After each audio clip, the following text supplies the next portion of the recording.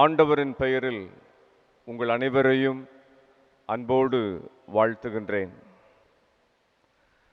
அருளின் காலமாகிய இந்த தவக்காலத்தில் ஆண்டவர் என்னையும் உங்களையும் மானுடம் முழுவதையும் மனம் திரும்ப மனம் மாற அழைப்பு விடுக்கின்றார். இன்றைய நாளில் இறை வார்த்தையின் ஒளியில் நாம் மனம் திரும்புவதை குறித்து சிந்திக்க உங்களை அன்போடு அழைக்கின்றேன். அனைவரும் எழுந்து நின்று அப்பா பிதாவே அன்பான தேவா என்ற பாடலை இணைந்து பாடி நம் பாவங்களையெல்லாம் நாம் நினைவு கூர்ந்து மனம் வருந்தி மனம் திருந்தி அன்பு தந்தையிடம் திரும்பி வர ஆண்டவர் இயேசுவின் அன்பை சுவைக்க தூய ஆவியாரால் நிரப்பப்பட ஜெபிப்போம்.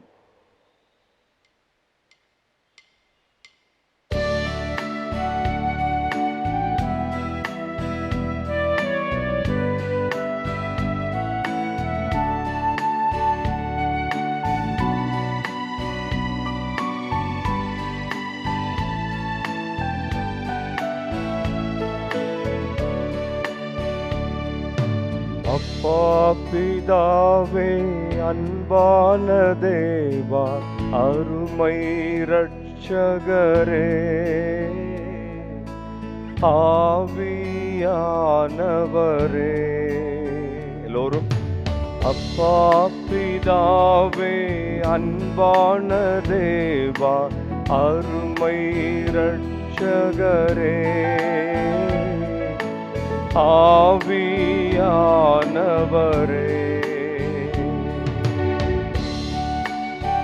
எங்கோ நான் வாழ்ந்தேன்,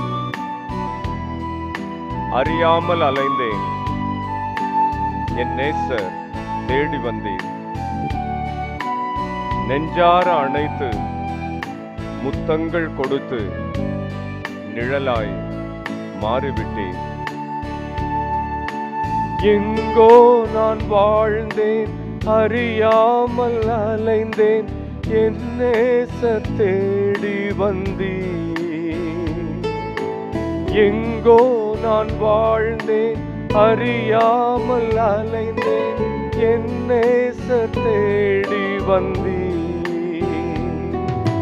நெஞ்சார அணைத்து முத்தங்கள் கொடுத்து நிழலாய் மாறிவிட்டீர். நெஞ்சார அணைத்து முத்தங்கள் கொடுத்து நிழலாய் மாறிவிட்டீர். நன்றி உமக்கு நன்றி அப்பா, நன்றி உமக்கு நன்றி. அப்பா பிதாவே அன்பான தேவா அருமை இரட்சகரே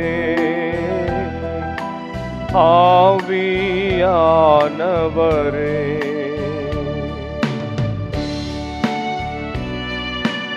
தாழ்மையில் இருந்தேன், தள்ளாடி நடந்தேன், தயவாய் நினைவு கூர்ந்தீர். கலங்காதே என்று கண்ணீரை துடைத்து கரம் பற்றி நடத்துகிறேன். தாழ்மையில் இருந்தேன், தள்ளாடி நடந்தேன், தயவாய் நினைவு கூர்ந்தீர். தாழ்மையில் இருந்தேன், தள்ளாடி நடந்தேன், தயவாய் நினைவு கூர்ந்தீர். கலங்காதே என்று கண்ணீரை துடைத்து கரம் பற்றி நடத்துகின்றீர். கலங்காதே என்று கண்ணீரை துடைத்து கரம் பற்றி நடத்துகின்றீர். நன்றி, உமக்கு நன்றி அப்பா, நன்றி, உமக்கு நன்றி அப்பா. பிதாவே, அன்பான தேவா, அருமை இரட்சகரே, ஆவியானவரே,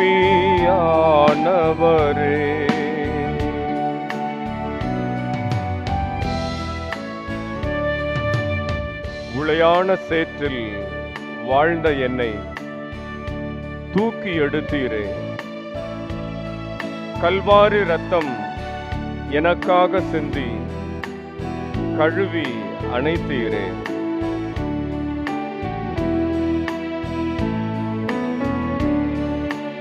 உளையான சேற்றில் வாழ்ந்த என்னை தூக்கி எடுத்தீரே. உளையான சேற்றில் வாழ்ந்த என்னை தூக்கி எடுத்தீரே. கல்வாரி ரத்தம் எனக்காக சிந்தி கழுவி அணைத்தீரே. கல்வாரி ரத்தம் எனக்காக சிந்தி கழுவி அணைத்தீரே. நன்றி, உமக்கு நன்றி அப்பா, நன்றி, உமக்கு நன்றி அப்பா. பிதாவே, அன்பான தேவா, அருமை இரட்சகரே, ஆவியானவரே, அப்பா.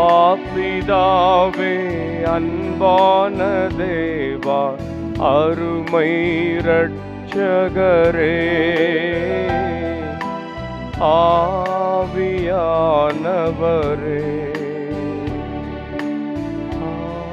ஆவியானவரே.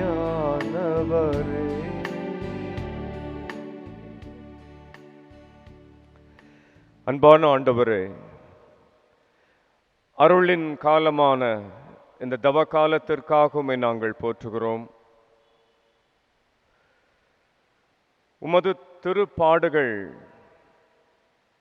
சிலுவை மரணம், இவைகளை சிந்திக்கின்ற இந்த நாட்களில் ஆண்டவரே, உமது வார்த்தையை நாங்கள் நினைவு கூறுகிறோம். எனக்காக அழாதீர்கள், உங்களுக்காகவும் உங்கள் பிள்ளைகளுக்காகவும் அழுங்கள் என்று சொன்னீரே. உமது பாடுகளை தியானிக்கின்ற வேளையில் ஆண்டவரே, உமது பேர் அன்பிற்கு, உமது பேர் இரக்கத்திற்கு எதிராக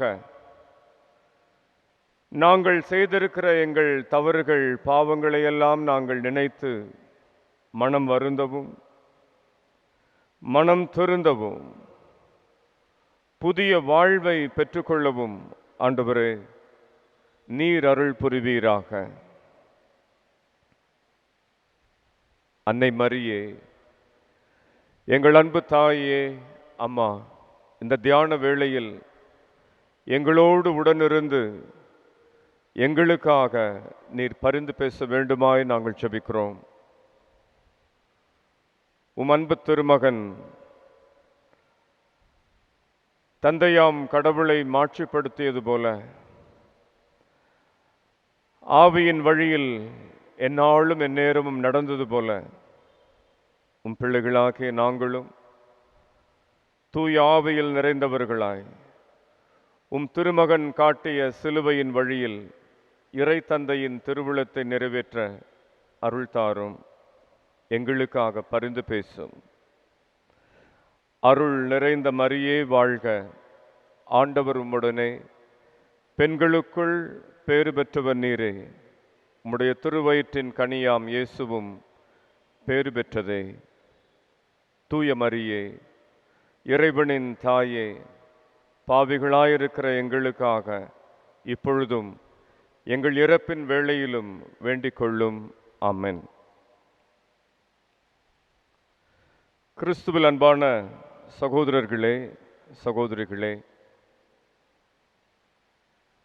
பாவம் என்பது என்ன என்று முதல் நற்கருணை மறைக்கல்வியில் நாம் அறிந்திருக்கிறோம், படித்திருக்கிறோம். தேவ கட்டளைகளை மீறுவதே பாவம் என்று நாம் படித்திருக்கிறோம். அன்பானவர்களே, பாவம் என்பது வெறும் கட்டளைகளை, சட்டங்களை மீறுவதல்ல. பாவம் என்பது இறைவனின் அன்பை புறக்கணிப்பது, அவருடைய அழைப்பை அலட்சியம் செய்வது, இறைவனோடு உள்ள உறவை முறித்துக் கொள்வது. தொடக்க நூலில் நாம் பார்க்கிறோம், கடவுள் ஆதாமோடு மிக நெருக்கமான உறவை கொண்டிருந்தார். மாலை நேரத்தில் ஆதாமோடு அவர் நடப்பதாக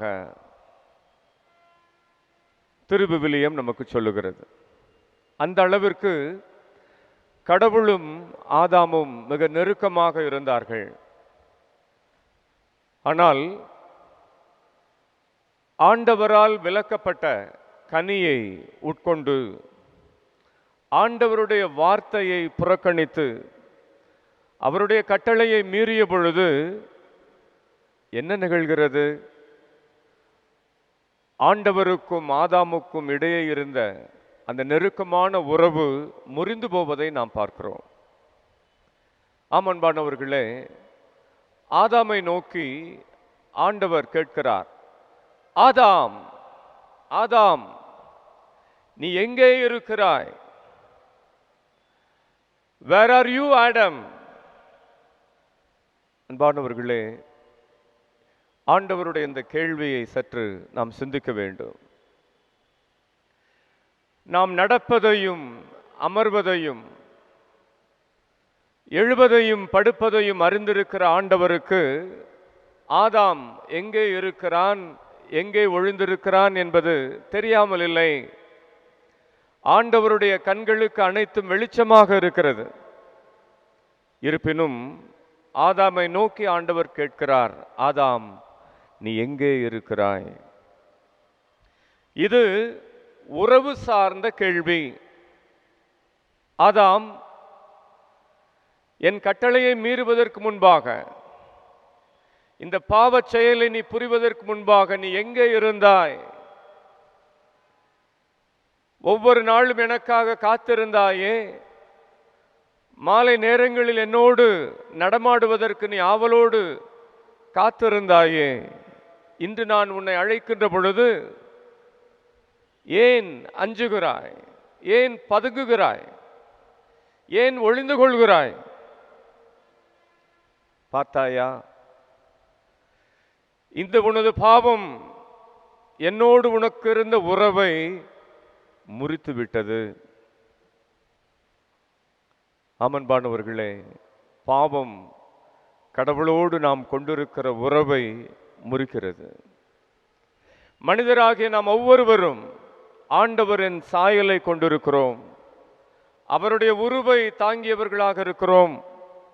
அவருடைய ஆவி நமக்குள் இருக்கிறது. நாம் எல்லோரும் கடவுளின் ஆலயமாக இருக்கிறோம். ஆனால் பாவம் செய்கின்ற பொழுது, இறைவனின் கட்டளைகளை மீறுகின்ற பொழுது, கடவுள் நமக்கு கொடுத்த அருளை இழக்கின்றோம். அவரோடு நமக்குள்ள உறவை முறித்து கொள்ளுகின்றோம். பிரியமானவர்களே, பாவம் கடவுளோடு கொண்டிருக்கிற உறவை மட்டுமல்ல, அடுத்திருப்பவரோடு இருக்கின்ற உறவையும் முறிக்கின்றது. தொடக்க நூலில் நாம் தொடர்ந்து படிக்கின்றோம், ஆதாம் தன் மனைவி ஏவாளை குறித்து வியந்து போகின்றான். அவளுடைய அழகில் மயங்கி போய் அவன் சொன்ன புது கவிதை, இவள் என் எலும்புகளின் எலும்பாக இருக்கிறாள், இவள் என் மாமிசத்தின் மாமிசமாக, என்னுடைய தசையின் தசையாக இருக்கிறாள் என்று ஏவாளை வர்ணித்தார். அந்த அளவுக்கு ஆதாமுக்கும் ஏவாளுக்கும் இடையே அன்பு ஆழப்பட்டிருந்தது, உறவு நெருக்கமாக இருந்தது. ஆனால் அன்பானவர்களே, பாவம் செய்த பிறகு ஆதாமுக்கும் ஏவாளுக்கும் இடையே இருக்கக்கூடிய உறவு முறிந்து போவதை பார்க்கிறோம். ஆண்டவர் ஆதாமிடம், நீ ஏன் விலக்கப்பட்ட கனியை உண்டாய் என்று கேட்டபொழுது ஆதாம் சொல்லியிருக்கலாம், ஓ காட், ஐ எம் சாரி, தெரியாமல் நான் சாப்பிட்டு விட்டேன், என்னை மன்னித்து விடுங்கள், இனி நான் அப்படி செய்ய மாட்டேன் என்று சொல்லியிருக்கலாம். ஆனால் அவன் அப்படி சொல்லவில்லை. உடனடியாக தன் மனைவி மீது குற்றப்பழி சுமத்துவதை பார்க்கிறோம். இவள் என் எலும்புகளின் எலும்பு, தசையின் தசை என்று சொன்ன ஆதாம் இப்பொழுது தன் மனைவி ஏவாளை, இவளே நான் உண்பதற்கு இந்த பழத்தை கொடுத்தாள் என்று சொல்லி, நீர் கொடுத்த இந்த பெண் என்னை உண்ண தூண்டினாள் என்று ஏவாளின் மீது குற்றம் சுமத்துவதை நாம் பார்க்கிறோம். அன்பானவர்களே, தவறு செய்கின்ற பொழுது அடுத்திருப்பவரோடு நமக்குள்ள உறவு முறிந்து போகிறது.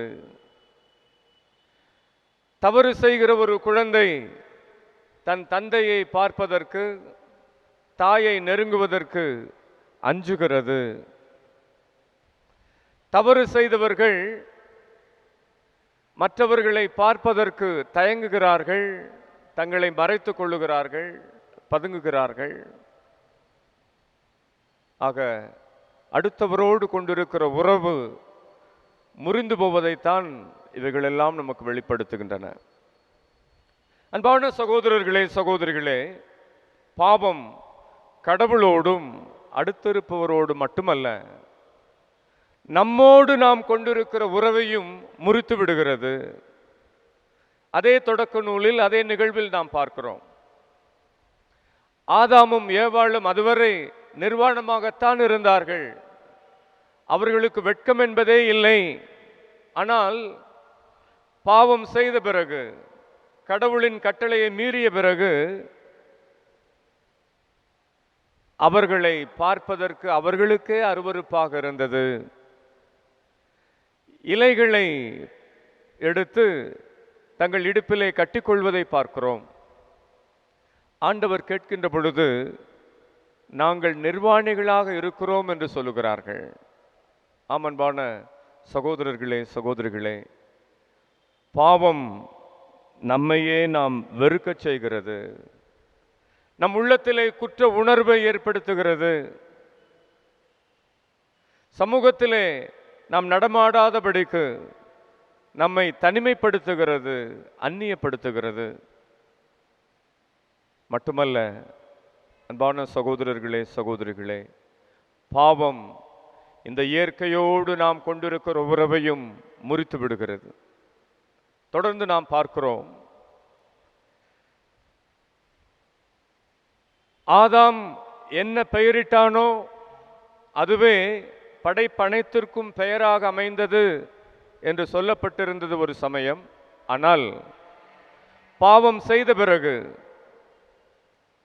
அவன் சாபத்தை பெறுகிறான். அவனால் இந்த இயற்கை சபிக்கப்படுகிறது. இந்த இயற்கை முட்செடிகளையும் புதர்களையும் விளைவிக்கும் என்று அது சாபத்தை பெற்றுக்கொள்கிறது. இப்படியாக அன்பான சகோதரர்களே, சகோதரிகளே, பாவம் கடவுளோடும் அடுத்திருப்பவரோடும் நம்மோடும் இந்த இயற்கையோடும் நாம் கொண்டிருக்கிற உறவை முறித்து விடுகிறது. ஆக தேவ கட்டளைகளை மீறுவது என்று சொல்லுகின்ற பொழுது, பாவம் என்பது ஆண்டவரின் இதயத்தை கிழிக்கிறது. பாவம் என்பது ஆண்டவரை மீண்டும் மீண்டுமாக சிலுவையில் அறைகிறது. பாவம் என்பது இறைவனோடு நாம் கொண்டிருக்கிற அந்த அன்பை முறிக்கிறது. அன்பான சகோதரர்களே, சகோதரிகளே, அப்படி என்றால் மனமாற்றம் என்பது என்ன?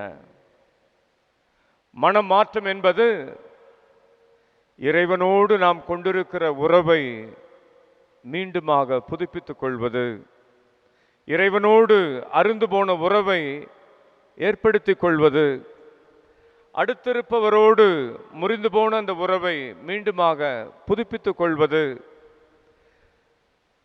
நம்மை பற்றியே நாம் கொண்டிருக்கின்ற தாழ்வு மனப்பான்மையிலிருந்து, குற்ற உணர்வுகளிலிருந்து விடுதலை பெற்று ஆண்டவருடைய கண்களுக்கு நான் விலையேற பெற்றவன் என்று நம்மையே நாம் ஏற்றுக்கொள்வது, இந்த இயற்கையை மீண்டுமாக புதுப்பிப்பது, இயற்கையை அன்பு செய்வது, நானும் இந்த இயற்கையில் ஒரு அங்கம் என்று உணர்வது. அன்பான சகோதரர்களே, சகோதரிகளே, மனமாற்றம் என்பது வேறு வார்த்தையில் சொல்ல வேண்டும் என்று சொன்னால் அன்பு உறவில் வாழ்வது. நல வாழ்வு என்பது முழுமையான நிறை வாழ்வு என்று சொல்வார்கள். இறைவனோடும் பிறரோடும் நம்மோடும் இயற்கையோடும் நாம் உறவு கொண்டிருக்கின்ற வேளையில் மட்டுமே நாம் நலமானவர்களாக இருக்கிறோம் என்ற உண்மையை நாம் உணர்ந்து கொள்வோம். அனைவரும் எழுந்து நின்று இயேசு ராஜா வந்திருக்கிறார் என்ற பாடலை மகிழ்ச்சியோடு நாம் பாடுவோம்.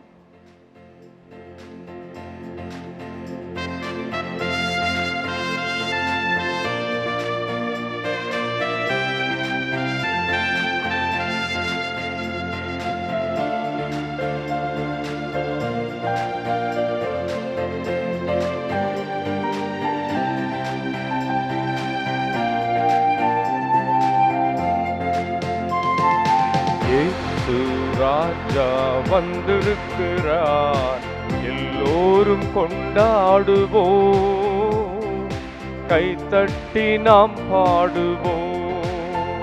நம்ம இயேசு ராஜா வந்திருக்கிறார், எல்லோரும் கொண்டாடுவோம், கைத்தட்டி நாம் பாடுவோம். கொண்டாடுவோம், கொண்டாடுவோம், கவலைகள் மறந்து நாம் பாடுவோம். கொண்டாடுவோம், கொண்டாடுவோம், கவலைகள் மறந்து நாம் பாடுவோம். நம்ம இயேசு ராஜா வந்திருக்கிறார், எல்லோரும் கொண்டாடுவோம், கைதட்டி நாம் பாடுவோம்.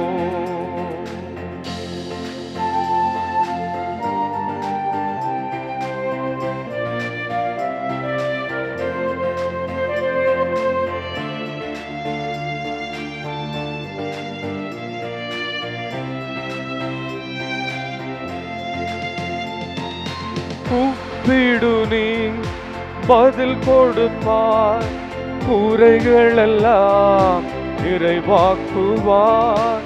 கூப்பிடு நீ பதில் கொடுப்பார், குறைகளெல்லாம் நிறைவாக்குவார். உண்மையாக தேடுவோரின் உள்ளத்தில் வந்திடுவார்.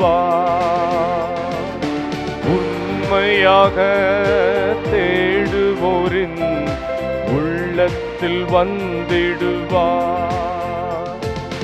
கொண்டாடுவோம், கொண்டாடுவோம், கவலைகள் மறந்து நாம் பாடுவோம். கொண்டாடுவோம், கொண்டாடுவோம், கவலைகள் மறந்து நாம் பாடுவோம்.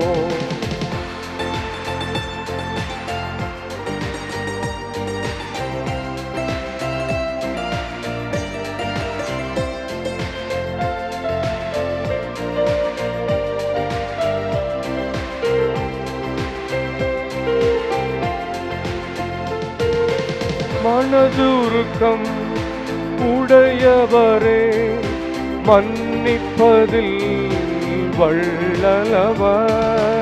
மனதுருக்கம் உடையவரே, மன்னிப்பதில் வல்லவர், நினைவாயிருக்கின்றார். ஓடிவா என் மகனே, அவர் நினைவாயிருக்கின்றார். ஓடிவா என் மகளே. கொண்டாடுவோம் கொண்டாடுவோம், கவலைகள் மறந்து நாம் பாடுவோம். கொண்டாடுவோம் கொண்டாடுவோம், கவலைகள் மறந்து நாம் பாடுவோம். நம்ம இயேசு ராஜா வந்திருக்கிறார், எல்லோரும் கொண்டாடுவோம், கண்ணீரில் கொண்டாடுவோம்.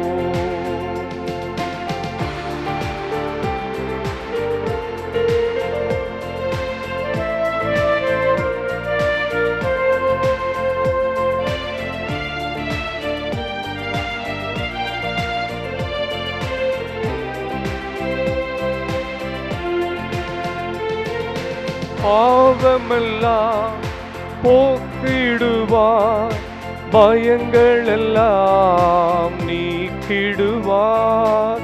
பாவமெல்லாம் போக்கிடுவார், பயங்கள் எல்லாம் நீக்கிடுவார். ஆவியினால் நிரப்பிடுவார், அதிசயம் செய்திடுவார். ஆவியினால் நிரப்பிடுவார், அதிசயம் செய்திடுவார். கொண்டாடுவோம் கொண்டாடுவோம், கவலைகள் மறந்து நாம் பாடுவோம். கொண்டாடுவோம் கொண்டாடுவோம், கவலைகள் மறந்து நாம் பாடுவோம். நம்ம இயேசு ராஜா வந்திருக்கிறார், எல்லோரும் கொண்டாடுவோம், கைதட்டி நாம் பாடுவோம்.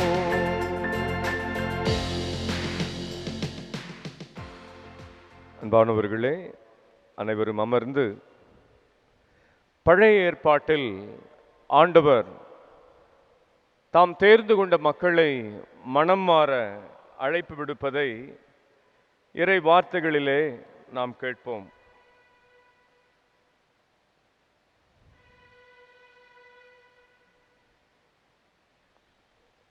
எரேமியா புத்தகம் 4ஆம் அதிகாரம் 28வது இறை வாக்கியத்தில்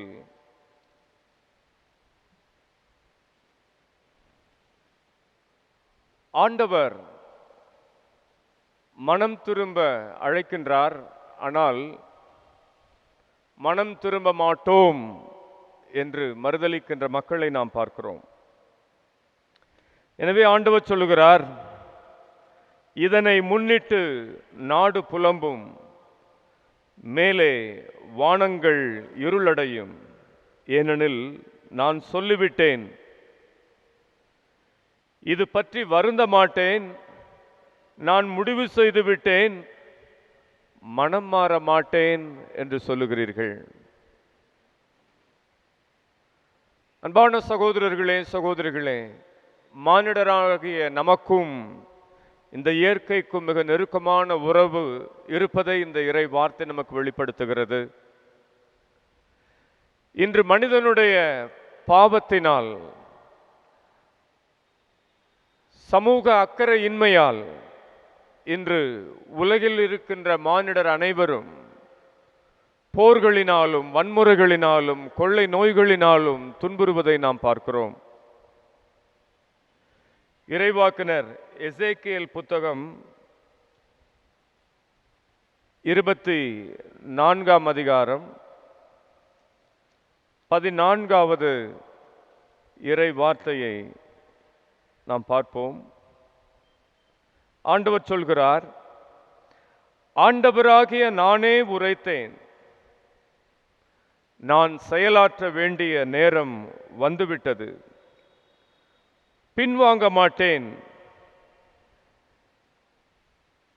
இரக்கம் காட்ட மாட்டேன், மனம் மாற மாட்டேன், உன் நடத்தைக்கு ஏற்பவும் உன் செயல்களுக்கு ஏற்பவும் நீ தீர்ப்பிடப்படுவாய் என்கிறார் தலைவராகிய ஆண்டவர். அன்பான சகோதரர்களே, சகோதரிகளே, மக்கள் தங்கள் பாவங்களுக்காக மனம் வருந்தாமல், மனம் திரும்பாமல் தொடர்ந்து பாவம் செய்த வேளையில் கடவுள் அவர்களை தண்டிப்பதிலிருந்து மனம் மாறுவதில்லை என்று இறைவாக்கினர் எசேக்கியேல் எடுத்துரைக்கின்றார்.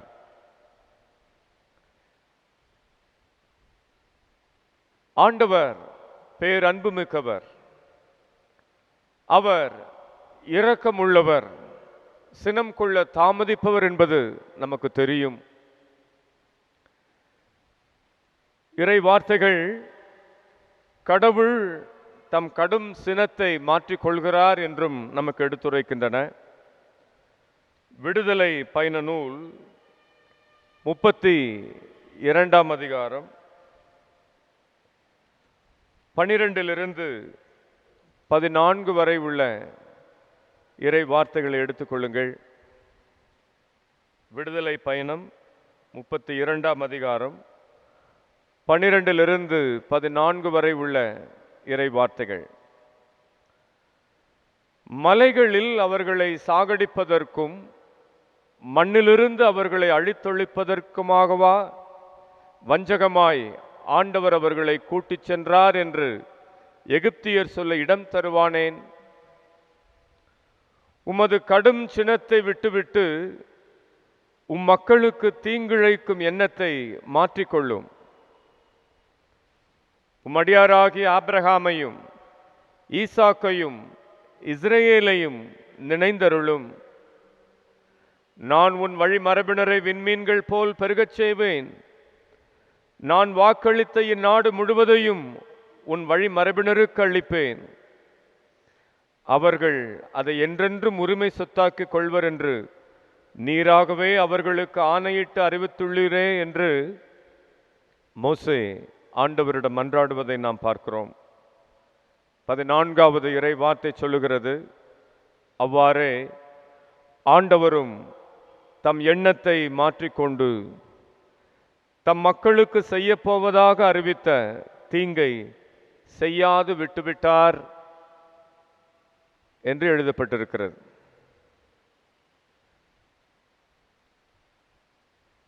யோசுவா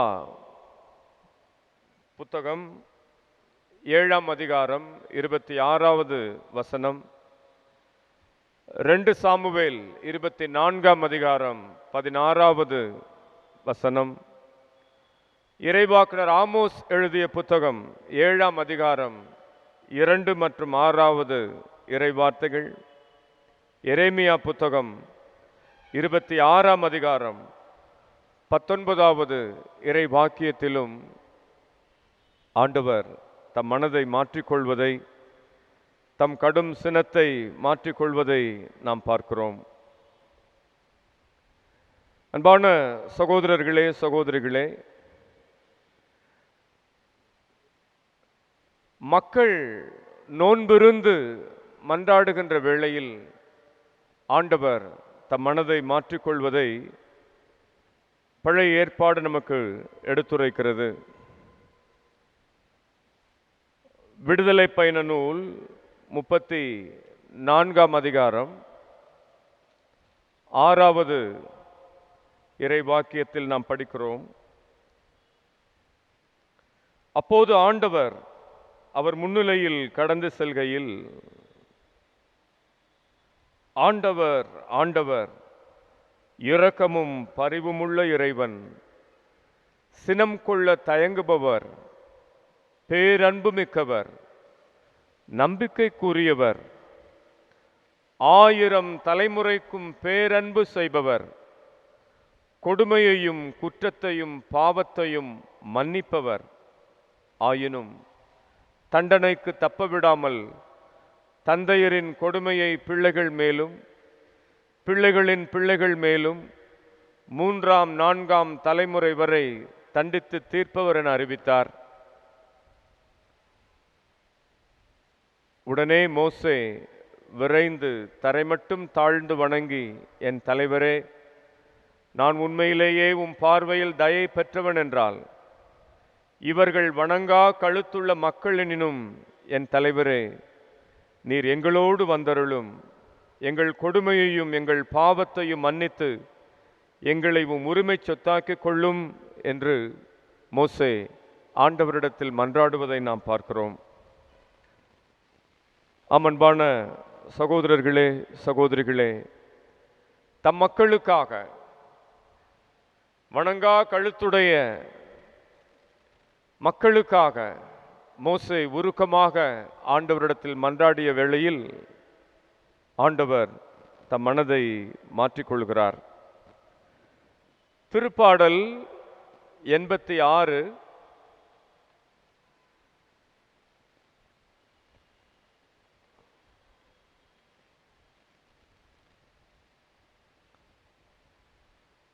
15வது இறை வார்த்தை,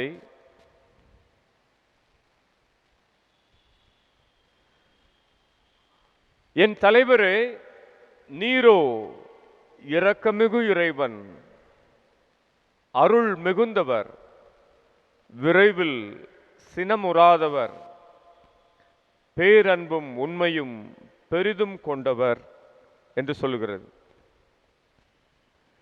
திருப்பாடல் 103 8வது வசனம் கடவுளின் அன்பு எத்தகையது என்பதை நமக்கு எடுத்துரைக்கிறது. ஆண்டவர் இரக்கமும் அருளும் கொண்டவர், நீடிய பொறுமையும் பேரன்பும் உள்ளவர் என்று சொல்லுகிறது. திருப்பாடல் 145 8வது வசனத்தில் நாம் படிக்கிறோம், ஆண்டவர் இரக்கமும் கனிவும் உடையவர், எளிதில் சினம் கொள்ளாதவர், பேரன்பு கொண்டவர்.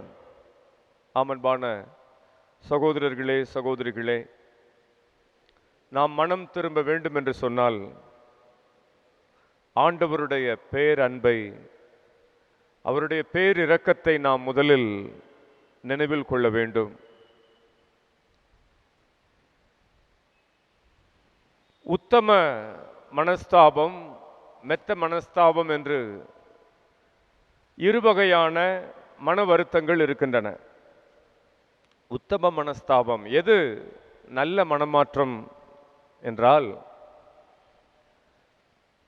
என்னை அன்பு செய்கின்ற, என் மீது இரக்கம் கொள்ளுகின்ற, என்னை நாளும் கண்ணின் கருவிழியாய் பராமரித்து வருகின்ற இத்தகைய அன்பான தெய்வத்தை நான் நோகடித்து விட்டேனே, அவருடைய இதயத்தை நான் காயப்படுத்தி விட்டேனே என்று மனம் வருந்தி திருந்துகின்ற வேளையில் அதுவே உண்மையான நன்மை தருகின்ற மனமாற்றம், உத்தம மனஸ்தாபம் என்று சொல்லுகிறோம். ஆனால் அச்சத்தினால் கடவுள் என்னை தண்டித்து விடுவார், அவர் சினம் கொள்ளக்கூடியவர், நீதி தவறாதவர் என்று அஞ்சி நடுங்கி பயந்து ஒரு தவறை செய்யாமல் சட்டம் சொல்லுகிறது என்பதற்காக ஒன்றை நாம் கடைபிடிக்கின்ற வேளையில் அது உண்மையில் மெத்த மனஸ்தாபம் என்று சொல்லுகிறார்கள். அது ஒரு மேலோட்டமான ஒரு மன வருத்தமாகவே இருக்கிறது. அன்பான சகோதரர்களே, சகோதரிகளே, உண்மையாகவே தம்முடைய அன்பை, பரிவை, இரக்கத்தை உணர்ந்து தம்மிடம் திரும்பி வரக்கூடியவர்களை கடவுள் ஒருபோதும் ஒதுக்குவதில்லை என்று இறைவாக்கினர் எசாயா எடுத்துரைக்கிறார். இறைவாக்கினர் எசாயா புத்தகம் முதல் அதிகாரம் 27வது வசனத்தில் நாம் படிக்கிறோம், நீதி சீயோனை மீட்கும், நேர்மை மனமாற்றம் அடைவோரை விடுவிக்கும். எசாயா 31ஆம் அதிகாரம் 6வது வசனத்தில் நாம் பார்க்கிறோம், இஸ்ராயேல் மக்களே, எனக்கு எதிராக கலகம் செய்வதில் ஆழ்ந்து விட்டீர்கள், என்னிடம் திரும்பி வாருங்கள். அந்நாளில் உங்களுள் ஒவ்வொருவரும் தமக்கு பாவத்தை விளைவித்துக் கொள்ளுமாறு செய்த பொன் வெள்ளி சிலைகளை தூக்கி எறிந்து விடுவார். 44ஆம் அதிகாரம் எசாயா புத்தகம் 2வது வசனத்தில் நாம் படிக்கின்றோம், உன்னை படைத்தவரும் கருப்பையில் உன்னை உருவாக்கியவரும் உனக்கு உதவி செய்பவருமாகிய ஆண்டவர் கூறுவதை கேள். என் ஊழியன் யாக்கோபே, நான் தேர்ந்து கொண்ட எசுரூன், அஞ்சாதே, ஏனெனில் தாகமுற்ற நிலத்தில் நீரை ஊற்றுவேன், வறண்ட தரையில் நீரோடைகள் ஓடச் செய்வேன். உன் வழி மரபினர் மீது என் ஆவியை பொழிவேன், உன் வழி தோன்றல்களுக்கு நான் ஆசி வழங்குவேன். அவர்கள் நீரோடை அருகில் உள்ள புல் போலும் நாணல்கள் போலும் செழித்து வளருவர். ஒருவன் நான் ஆண்டவருக்கு உரியவன் என்பான். இறைவாக்கினர் ஓசை புத்தகம்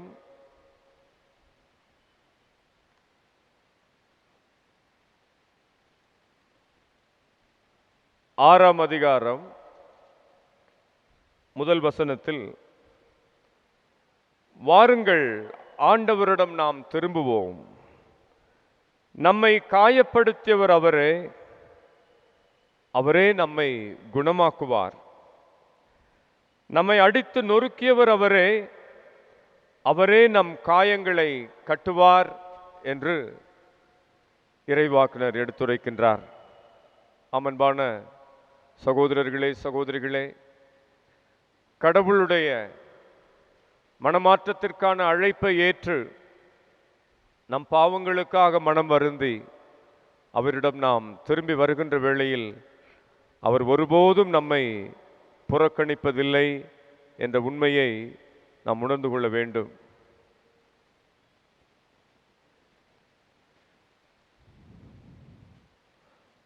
மனம் மாற விரும்பாத மக்களின் இதயம் எத்தகையது என்பதை இறைவாக்கினர் எரேமியா புத்தகத்தில் நாம் படிக்கின்றோம். எரேமியா 3ஆம் அதிகாரம் 7வது வசனம், இவை அனைத்தையும் செய்தபின் என்னிடம் திரும்பி வருவாள் என எண்ணினேன், அவளோ திரும்பி வரவில்லை.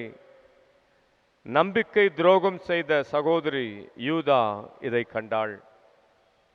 அன்பான சகோதரர்களே, சகோதரிகளே, ஆண்டவர் அழைத்தும் அவருடைய அழைப்பின் குரலை புறக்கணிக்கின்ற மக்களை நாம் பார்க்கின்றோம். எரேமியா 25ஆம் அதிகாரம் 5வது வசனம்,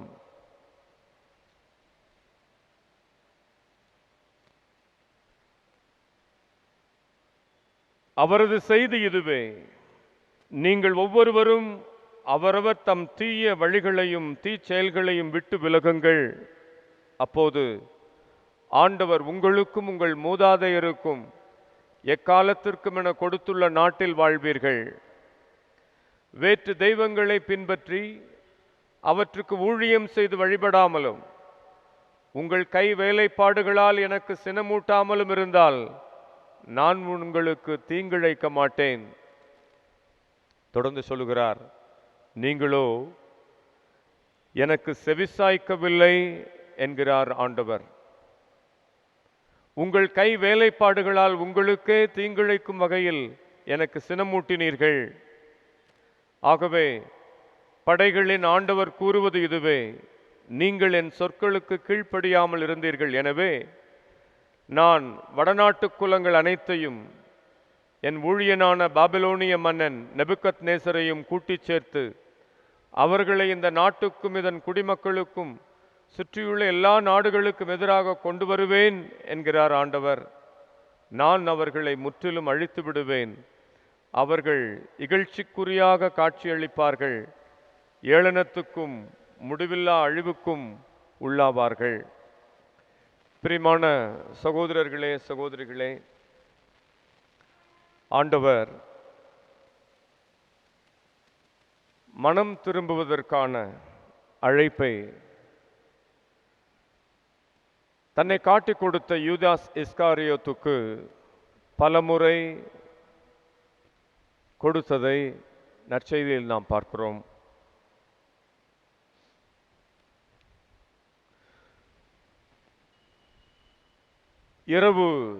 இரவு உணவின் வேளையில் தம் 12 திருத்தூதர்களோடு ஆண்டவர் உணவருந்திய அந்த நேரத்தில்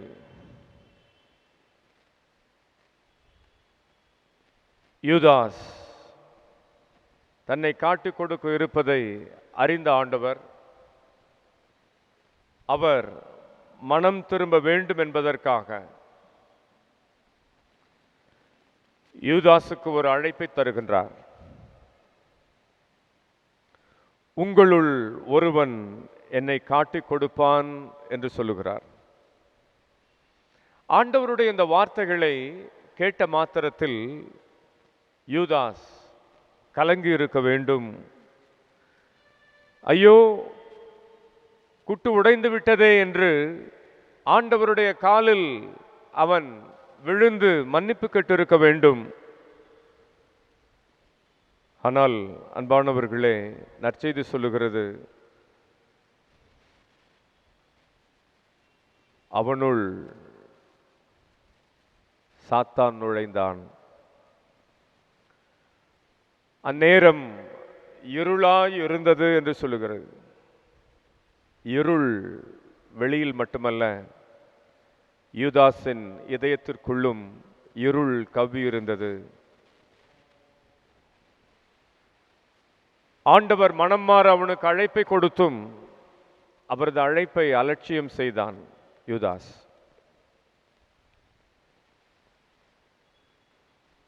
யூதாசுக்கு ஆண்டவர் மீண்டுமாக ஒரு வாய்ப்பை கொடுக்கின்றார். சீடர்களுடைய பாதங்களை ஆண்டவர் கழுவ முற்படுகின்றார். மற்ற சீடர்களுடைய பாதங்களை கழுவுவதற்கு ஆண்டவர் ஒரு நிமிடம் எடுத்திருந்தார் என்றால், நான் நினைக்கின்றேன் யூதாசனுடைய பாதங்களை கழுவுவதற்கு ஆண்டவர் ஒரு 3 நிமிடங்களாவது எடுத்திருப்பார். அவனுடைய பாதங்களை தேய்க்கின்ற பொழுது ஆண்டவருடைய இதயத்தில் அவன் மனம் திரும்ப வேண்டும். என் அன்பை அவன் மீண்டுமாக உணர்ந்து தன் தவறை உணர்ந்து திருந்தி மனம் மாற வேண்டும் என்ற ஆவலோடு அவனுடைய மனம் மாற்றத்திற்காக ஏங்கினார் ஆண்டவர். நீரா என் பாதங்களை கழுவுவது நான் விடமாட்டேன் என்று பேதுரு அலறினார். ஆனால் யூதாஸ் அலறவில்லை. நல்லவன் போல் அவன் நடிப்பதை நாம் பார்க்கிறோம்.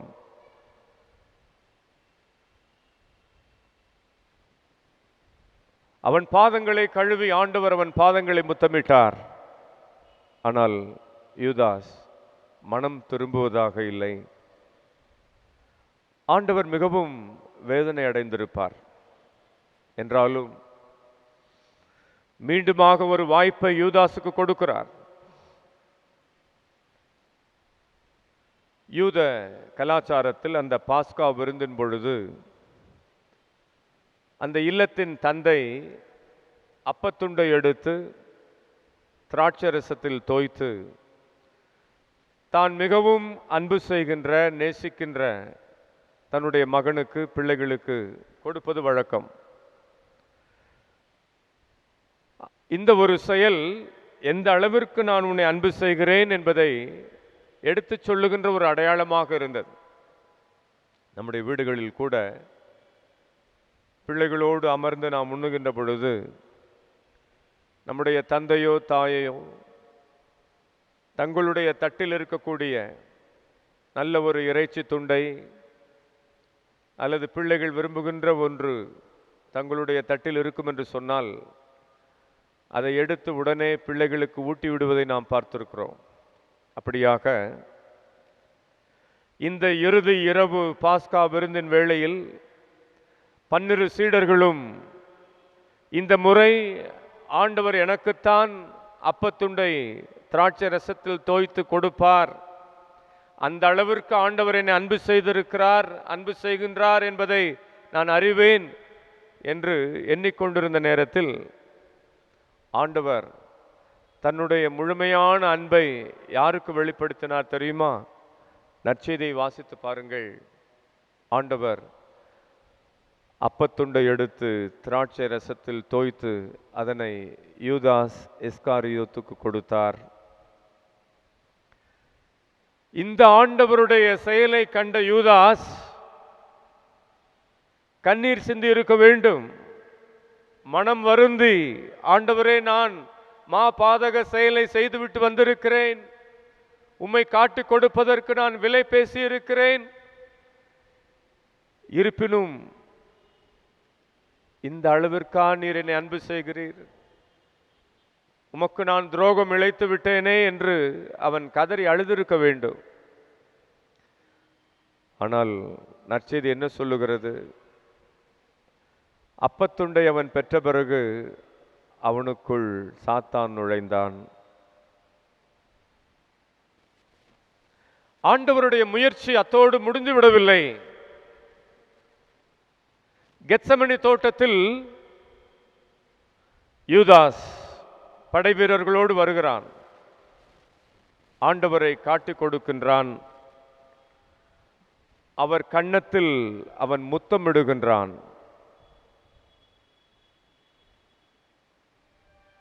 ஆண்டவர் அந்த நேரத்தில் யூதாஸை சபிக்கவில்லை, அவனுடைய செயலை கடிந்து கொள்ளவில்லை. அவருடைய அன்பின் ஆழம் யூதாஸை எப்படி அழைத்தது? துரோகியே என்று ஆண்டவர் சொல்லவில்லை, மாறாக நண்பா என்று அழைக்கின்றார். மை டியர் ஃப்ரெண்ட் ஜூடஸ், நண்பா, உன் போதகரை முத்தமிட்டா காட்டிக் கொடுக்கிறாய் என்று கேட்கிறார். முத்தம் அன்பின் அடையாளம், பாசத்தின் வெளிப்பாடு. ஆனால் அந்த முத்தத்தை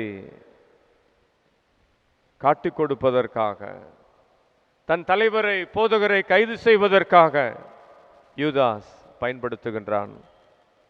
ஆமன்பான சகோதரர்களே, சகோதரிகளே, ஜீசஸ் நெவர் ஃபெயில்ஸ் என்று வீடுகளிலே ஸ்டிக்கர் ஒட்டியிருப்பார்கள், பார்த்திருக்கிறோம். அன்பானவர்களே, ஜீசஸ் நெவர் ஃபெயில்ஸ் என்று நம் இல்லங்களில் கதவுகளிலே ஸ்டிக்கர் ஒட்டி வைத்திருக்கிறோம். ஆனால் யூதாஸின் வாழ்வை பொறுத்த மட்டில் இயேசு தன் முயற்சிகள் அனைத்திலும் தோற்று போனார். Jesus did fail in the case of Judas Iscariot. யூதாஸ் ஆண்டவருடைய மரணத்திற்கு பிறகு குற்ற உணர்வினால் பெரிதும் துன்புற்றான். அவ்வேளையில் ஆண்டவருடைய பேரன்பையும் அவருடைய இரக்கத்தையும் பரிவையும் நினைத்து பார்த்து தன் பாவத்திற்காக மனம் வருந்தாமல் தன்னுடைய பாவத்தில் மட்டுமே அவன் நிலை கொண்டிருந்த காரணத்தினால் அவன் மனம் வருந்தவில்லை, மனம் திருந்தவில்லை. தன் உயிரை மாய்த்து கொள்ளுகின்ற முடிவுக்கு வந்தான்.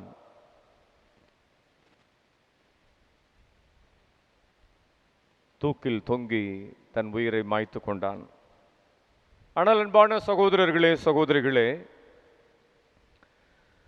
பேதுரு ஏறக்குறைய அதே தவறைத்தான் அவர் செய்தார். ஆண்டவரை அவர் காட்டிக் கொடுக்கவில்லை என்றாலும் 3 முறை பேதுரு அவரை மறுதலித்தார்.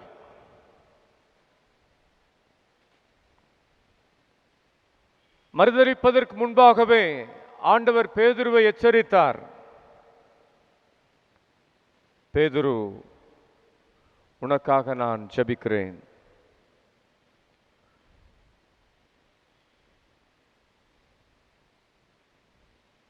பணிப்பெண்,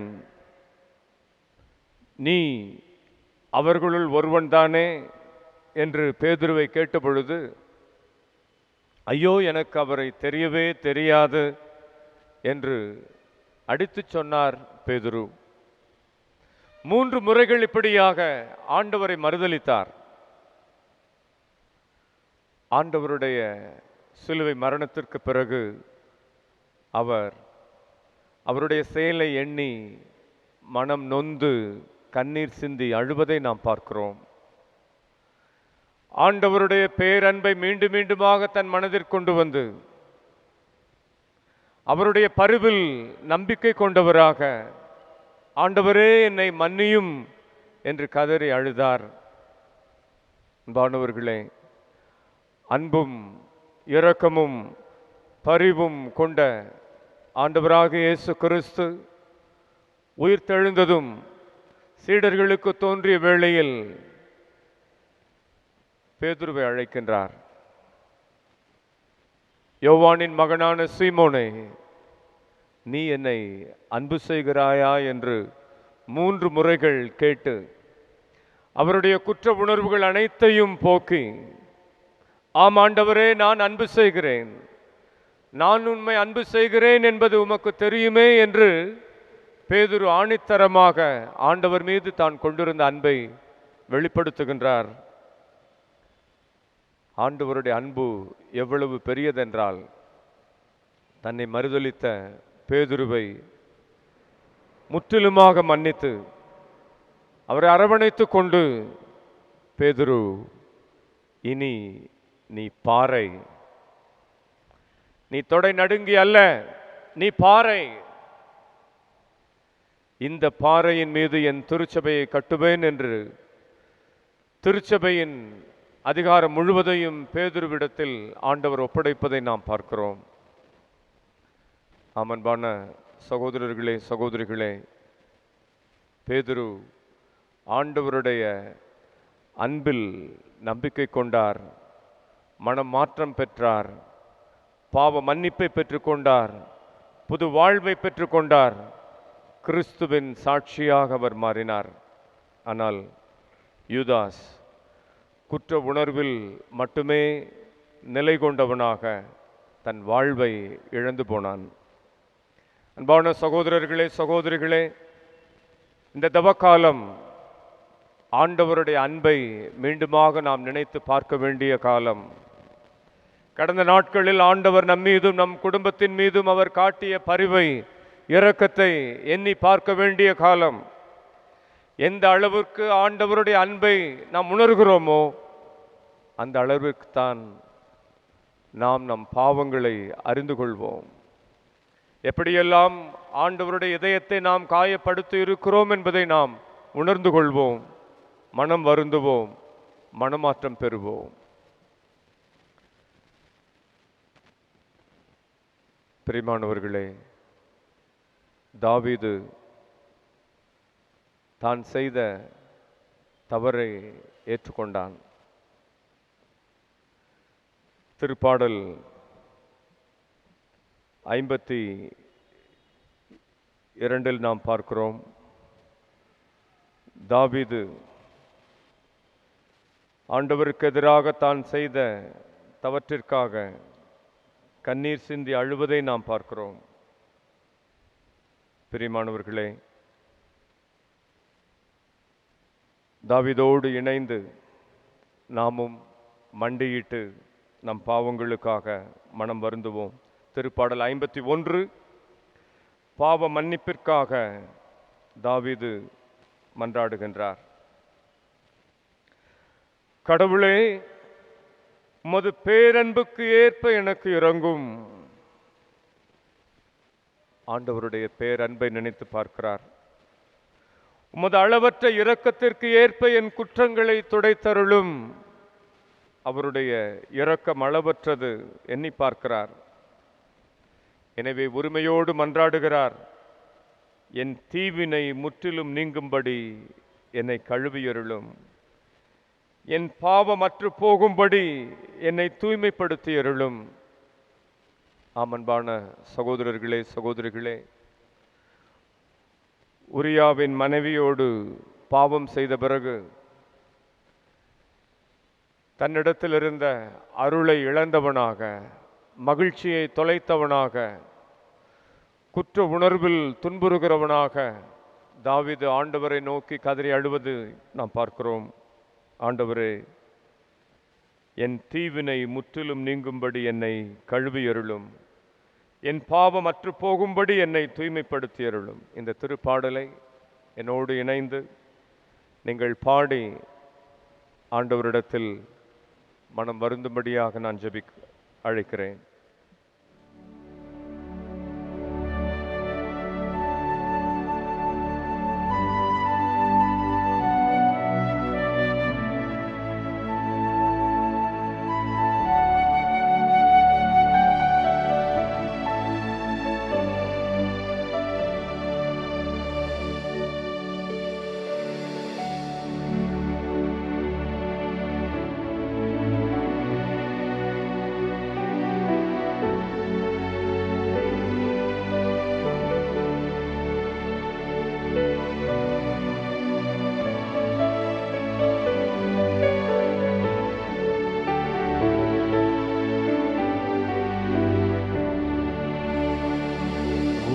பீடத்தை சுற்றி சுற்றி நான் வருகிறேன் தெய்வமே,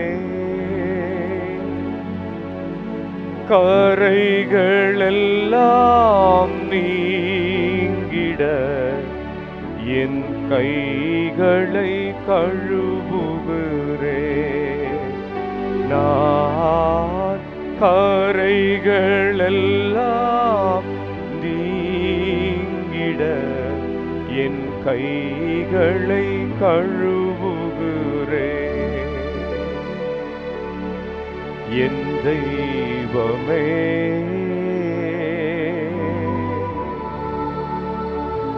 இயேசுநாதா,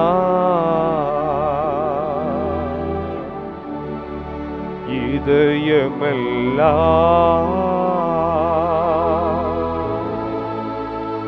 மகிழுதையா,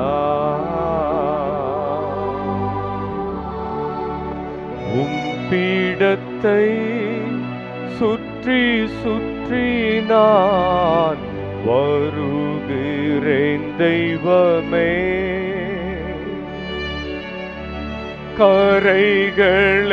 கரைகளெல்லாம் நீங்கிட என் கைகளை கழுவுகிறேன். நான் கரைகளெல்லாம் நீங்கிட என் கைகளை கழுவுகிறேன்.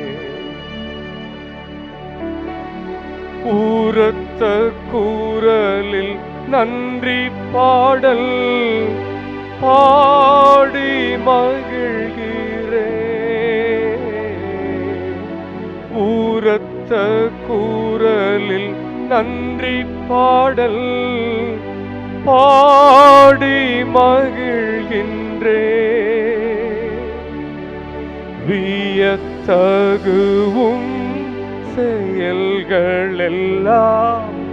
எடுத்து உரைக்கின்றேன். நான் வியத்தகுவும் செயல்களெல்லாம் எடுத்து உரைக்கின்றேன். என் தெய்வமே, இயேசுநாதா,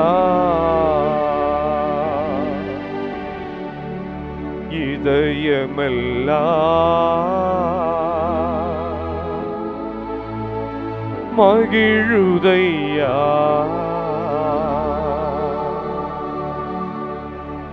உந்தன் மாறாத பேரன்பு என் கண்முன் இருக்கின்றது.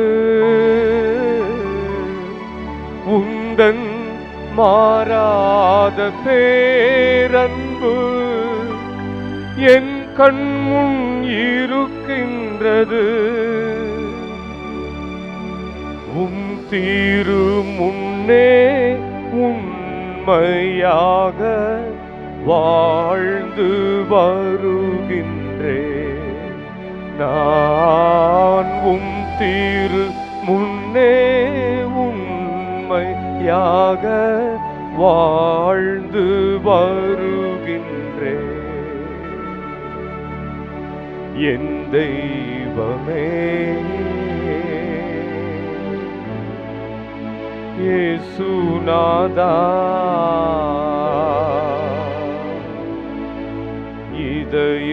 இதயமெல்லாம் மகிழுதையா. கர்த்தாவே உம்மையே நம்பியுள்ளே, தடுமாற்றம் எனக்கில்லை. கர்த்தாவே உம்மையே நம்பியுள்ளே, தடுமாற்றம் எனக்கில்லை. உந்தன் சமூகம் உந்தன் மகிமை உண்மையாய் ஏங்குகிறேன். நான் உந்தன் சமூகம் உந்தன் மகிமை உண்மையாய் ஏங்குகிறேன். என் தெய்வமே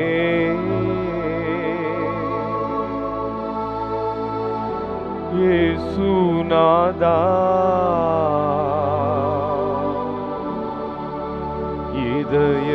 இதயமெல்லாம் மகிழுதையா.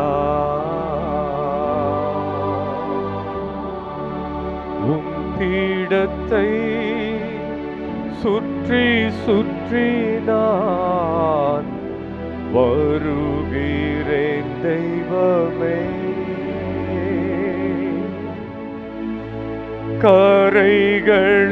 கரைகளெல்லாம் நீங்கிட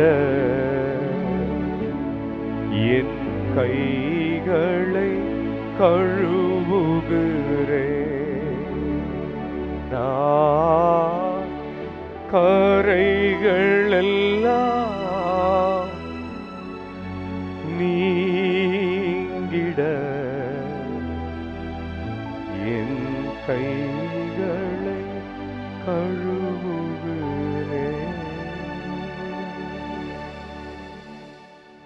அன்பானவர்களே, தாவீது ஆண்டவரின் முன்னிலையில் அவருடைய பேரன்பையும் இரக்கத்தையும் எண்ணி பார்த்தான். அவருடைய தயவை அவன் தேடியதை நாம் இந்த திருப்பாடல் 51 நாம் பார்க்கிறோம். ஆண்டவரே, என் பாவம் எப்போதும் என் கண்முன் நிற்கின்றது.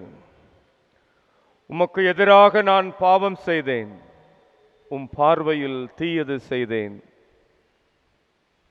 உம் தீர்ப்பினால் உம் நீதியை வெளிப்படுத்தியுள்ளீர். உம் தண்டனை தீர்ப்பில் நீர் மாசற்றவராய் விளங்குகின்றீர். இதோ தீவினையோடு என் வாழ்வை தொடங்கினேன். பாவத்தோடே என் அன்னை என்னை கருத்தரித்தாள். இதோ நீர் விரும்புவது உள்ளத்து உண்மையையே. மெய் ஞானத்தால் என் மனதை நிரப்பும். ஈசோப்பினால் என்னை கழுவியருளும், நான் தூய்மையாவேன். என்னை கழுவியருளும், உரை பணியிலும் வெண்மையாவேன். மகிழ் ஒலியும் களிப்போசையும் நான் கேட்கும்படி செய்யும். நீர் நொறுக்கிய என் எலும்புகள் களி கூறுவனவாக. என் பாவங்களை பாராதபடி உம் முகத்தை மறைத்து கொள்ளும். என் பாவக் கரைகளையெல்லாம் துடைத்தருளும். கடவுளே, தூயதோர் உள்ளத்தை என்னுள்ளே படைத்தருளும். உறுதி தரும் ஆவியை, புதுப்பிக்கும் ஆவியை எனக்குள்ளே உருவாக்கி அருளும். உமது முன்னிலையிலிருந்து என்னை தள்ளிவிடாதேயும். உமது தூய ஆவியை என்னிடமிருந்து எடுத்து விடாதேயும். உம் மீட்பின் மகிழ்ச்சியை மீண்டும் என கழித்தருளும்.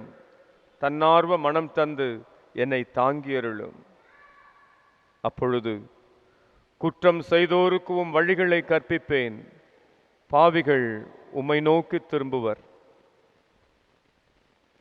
கடவுளே, எனது மீட்பின் கடவுளே, இரத்த பழியினின்று என்னை விடுவித்தருளும்.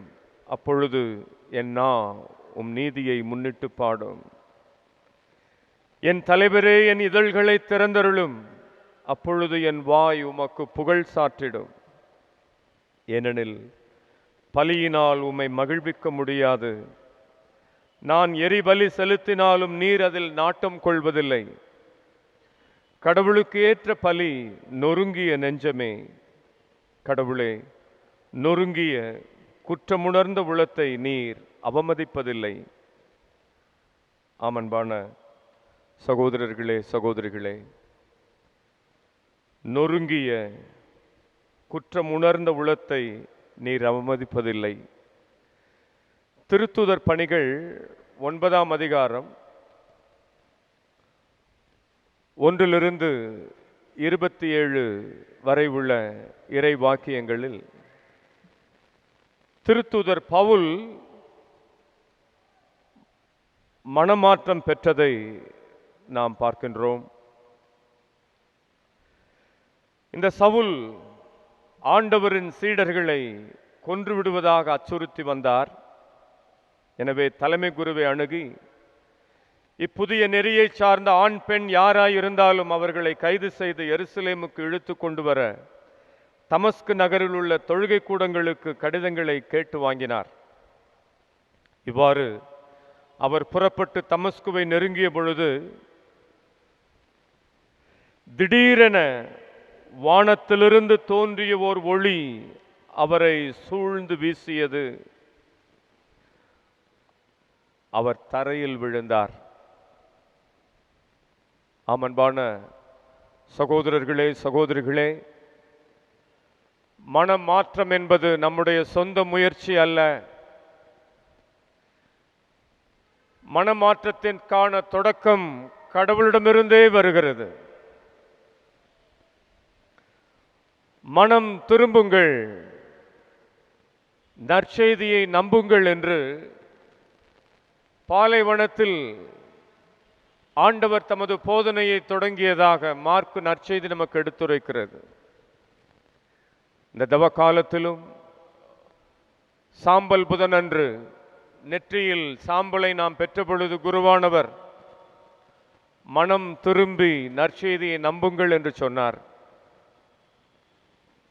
திருச்சபையின் வழியாக நாம் மனம் திரும்புவதற்கு இன்று ஆண்டவர் நமக்கு அழைப்பு கொடுக்கின்றார். சவுலின் வாழ்க்கையில் நாம் பார்க்கிறோம், திடீரென வானத்திலிருந்து தோன்றிய ஓர் ஒளி அவரை சூழ்ந்து வீசியது. நானே உலகின் ஒளி என்று சொன்ன உயிர்த்த கிறிஸ்து சவுலை ஆட்கொண்டார். மனமாற்றத்திற்கான அழைப்பு ஆண்டவரிடத்திலிருந்து சவுலின் வாழ்வில் நுழைவதை நாம் பார்க்கிறோம். ஆண்டவர் சவுலை பார்த்து கேட்டார், சவுலே, சவுலே, ஏன் என்னை துன்புறுத்துகிறாய் என்று தம்மோடு பேசும் குரல் ஒன்றை கேட்டார். அதற்கு அவர், ஆண்டவரே, நீர் யார் என கேட்டார். ஆண்டவர், நீ துன்புறுத்தும் இயேசு நானே. நீ எழுந்து நகருக்குள் செல், நீ என்ன செய்ய வேண்டும் என்பது அங்கே உனக்கு சொல்லப்படும் என்றார். அவரோடு பயணம் செய்தோர் இக்குரலை கேட்டனர், ஆனால் ஒருவரையும் காணாமல் வாயடைத்து நின்றனர். சவுல் தரையிலிருந்து எழுந்தார். சவுல் தரையிலிருந்து எழுந்தார்.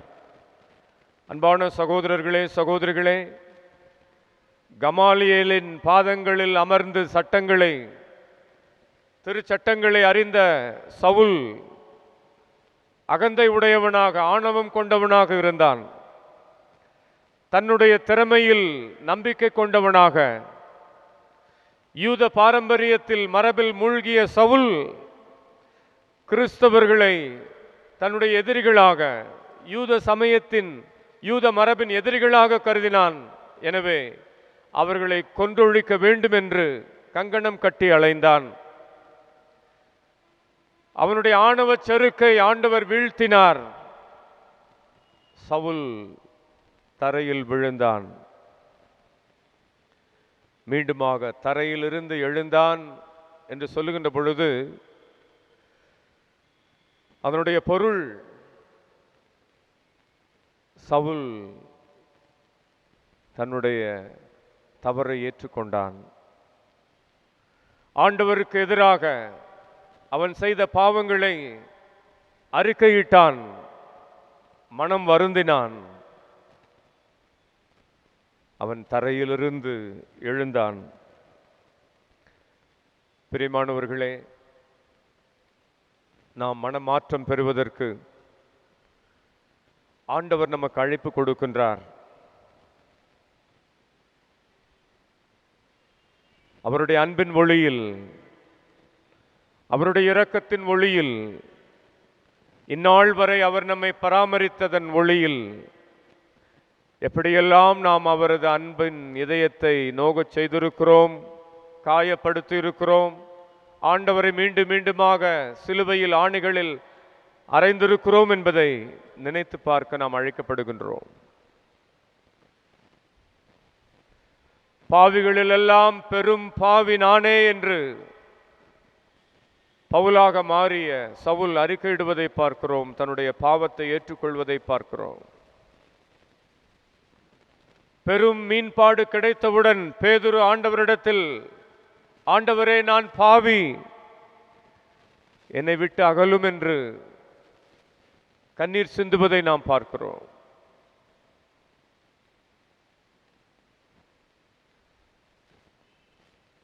மகதலா மரியாள்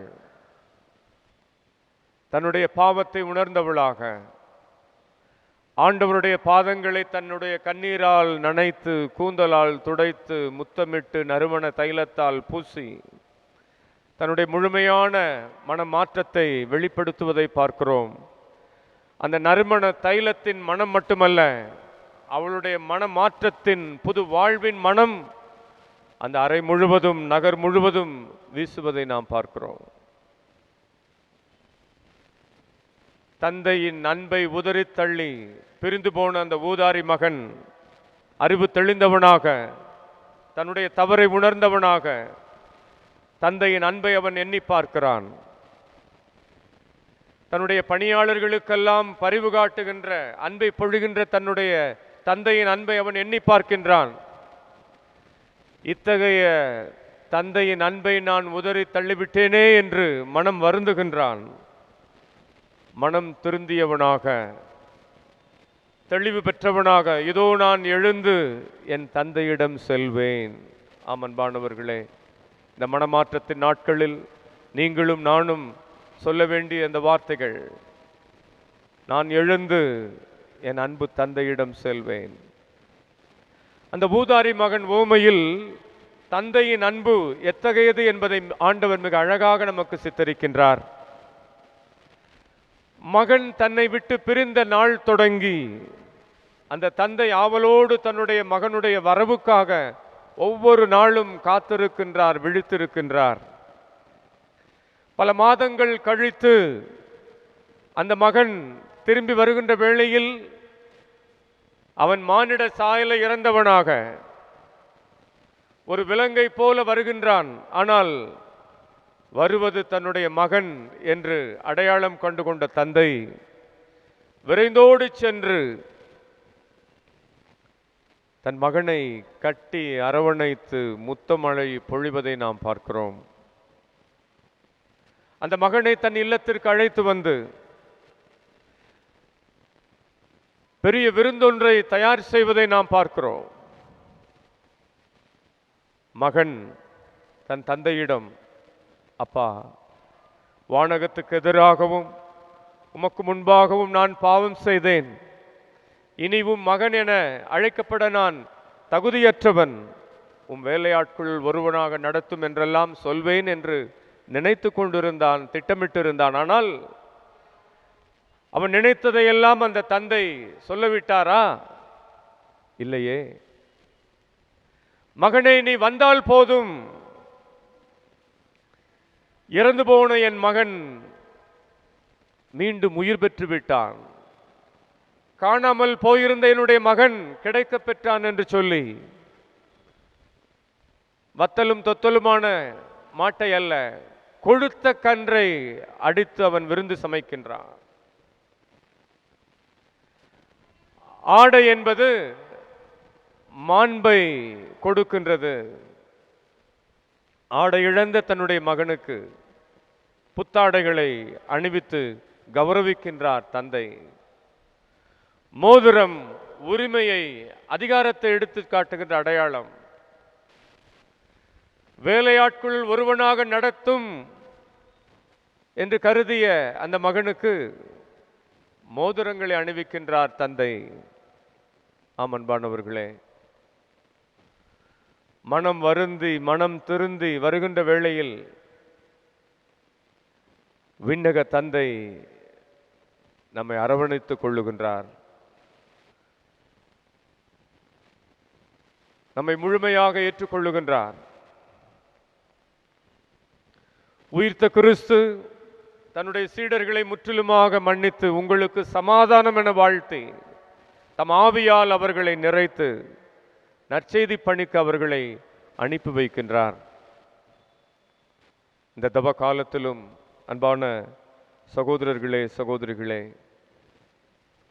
பவுலை போல, பேதுருவை போல, சக்கையை போல, சீடர்களை போல நம்மையும் மனம் திரும்ப, மனம் மாற அழைக்கின்றார். ஆண்டவருடைய திட்டத்தை, திருவுளத்தை வெளிப்படுத்த அன்று ஒரு அனனியா குரு தேவைப்பட்டது போல இன்றும் ஆண்டவருடைய மனமாற்றத்தின் அழைப்பை நாம் கேட்பதற்கு திருவழிபாட்டின் வழியாக ஆண்டவர் நம்மை தொடர்ந்து அழைக்கின்றார். அருளின் காலமாகிய இந்த தவ காலத்தின் வழியாக, திருச்சபையின் வழியாக, திருத்தந்தை வழியாக, ஆயர்கள் வழியாக, குருக்கள் வழியாக, பல நற்செய்தி பணியாளர்கள் வழியாக ஆண்டவர் நமக்கு அழைப்பு தருகின்றார். உண்மையில் மனம் மாறி, மனம் திரும்பி ஆண்டவரிடத்தில் வருகின்ற பொழுது அவருடைய முழுமையான அன்பை நாம் பெற்றுக்கொள்ளுகின்றோம். அன்பான சகோதரர்களே, சகோதரிகளே, ஆண்டவருடைய அழைப்பை நாம் அலட்சியப்படுத்த வேண்டாம். ஒருவேளை நம்மில் சிலருக்கு இந்த ஆண்டின் தவக்காலம் இதுவே இறுதி அழைப்பாக இருக்கலாம். நான் அடிக்கடி சொல்வதுண்டு, ரயில் நிலையத்தில் ரயிலின் வருகை குறித்து நமக்கு ஒரு முறை அல்ல, இருமுறைகள் அல்ல, பல முறைகள் அழைப்பு தரப்படுகிறது. பயணிகளின் கனிவான கவனத்திற்கு வண்டி எண் 6829 திருச்சி, விழுப்புரம், செங்கல்பட்டு மார்க்கமாக சென்னை வரை செல்லுகின்ற விரைவு ரயில் நடைமேடை ஒன்றில் வந்து கொண்டிருக்கிறது. சில நிமிடங்கள் கழித்து மீண்டுமாக அழைப்பு தரப்படுகிறது. நடைமேடை ஒன்றில் இந்த விரைவு ரயில் நின்று கொண்டிருக்கிறது. இன்னும் சில நிமிடங்கள் கழித்து அந்த விரைவு ரயில் புறப்படும் சமயம் என்று சொல்லப்படுகிறது. அன்பானவர்களே, இந்த அழைப்பு யாருக்காக தரப்படுகிறது? அந்த ரயிலில் பயணம் செய்ய இருக்கின்ற பயணிகளுக்காக அல்லவா? இந்த அழைப்புகளை எல்லாம் புறக்கணித்துவிட்டு அருகில் இருக்கக்கூடிய உணவகத்தில் நாம் உணவருந்தி கொண்டு நமது வசதிக்கு ஏற்ப நாம் வருவோம் என்று சொன்னால் அந்த விரைவு ரயிலை நாம் தவற விட்டு விடுவோம். செல்ல வேண்டிய இடத்திற்கு செல்லாமல் விழிபிதுங்கி நிற்க வேண்டிய ஒரு நிலைக்கு தள்ளப்படுவோம். விமான பயணத்திலும் கூட பயணிகளுக்கு அழைப்பு பலமுறை அறிவிக்கப்படுகிறது. இறுதி அழைப்பாக, this is the last call for flight number என்று சொல்வார்கள். இதுவே இந்த விமானத்திற்கான இறுதி அழைப்பு. அன்பான சகோதரர்களே, சகோதரிகளே, எப்பொழுது மனம் திரும்பலாம், வயதான பிறகு பார்த்து கொள்வோம் என்று ஆண்டவருடைய அழைப்பை நாம் அலட்சியப்படுத்துவோம் என்று சொன்னால், ஒருவேளை இதுவே இந்த ஆண்டு, இந்த தவக்காலமே நாம் மனம் திரும்புவதற்கான இறுதி அழைப்பாக இருக்கலாம். எனவே அன்பான சகோதரர்களே, சகோதரிகளே, இந்த நாட்களை சீரியஸாக நாம் எடுத்துக்கொள்வோம். ஆண்டுதோறும் வந்து போகின்ற ஒரு அருளின் காலமாக இதை அலட்சியம் செய்து விடாமல், இன்றே இப்பொழுதே ஆண்டவரே, நான் மனம் திரும்புவதற்கான, மனம் மாறுவதற்கான உமது அருளை தாரும் என நாம் ஜெபிப்போம். அன்பான சகோதரர்களே, சகோதரிகளே, நம்முடைய தனிப்பட்ட பாவங்களிலிருந்து நாம் மனம் மாற அழைக்கப்படுகின்றோம். ஆண்டவர் சொல்கிறார், மத்தேயு நற்செய்தி 6ஆம் அதிகாரம் 24 33 வரை உள்ள வாக்கியங்களில், ஒரு ஊழியன் இரு தலைவர்களுக்கு ஊழியம் செய்ய முடியாது. ஆக கடவுளை முதலில் நாம் தேட வேண்டும். அவரை முழு உள்ளத்தோடு, முழு இதயத்தோடு, முழு ஆற்றலோடு, முழு வலிமையோடு நாம் அவரை அன்பு செய்ய வேண்டும். பல நேரங்களில் நம் வாழ்வில் கடவுளை பின்னுக்கு தள்ளி, அவரை இரண்டாம் நிலைக்கு தள்ளி, நம் சொந்த வேலைகளை, உறவுகளை, வேலைகளை, பணம் சம்பாதிப்பதை முதன்மைப்படுத்துகிறோம். அவைகளை நாம் தெய்வமாக்கிக் கொள்கிறோம். கடவுளை நாம் விலக்கி விடுகிறோம்.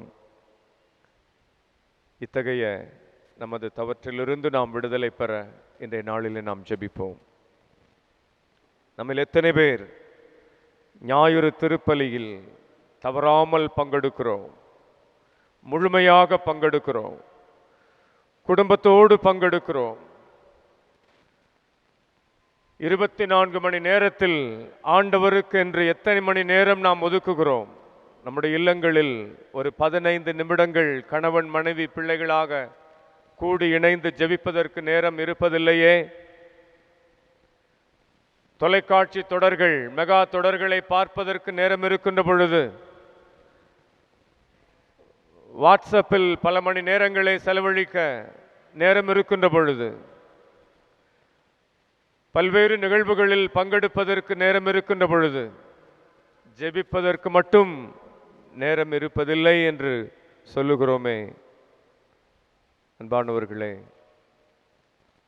ஆண்டவரை நம் வாழ்வில் பின்னுக்கு தள்ளுவது, அவரை புறக்கணிப்பது, அவரை அலட்சியம் செய்வது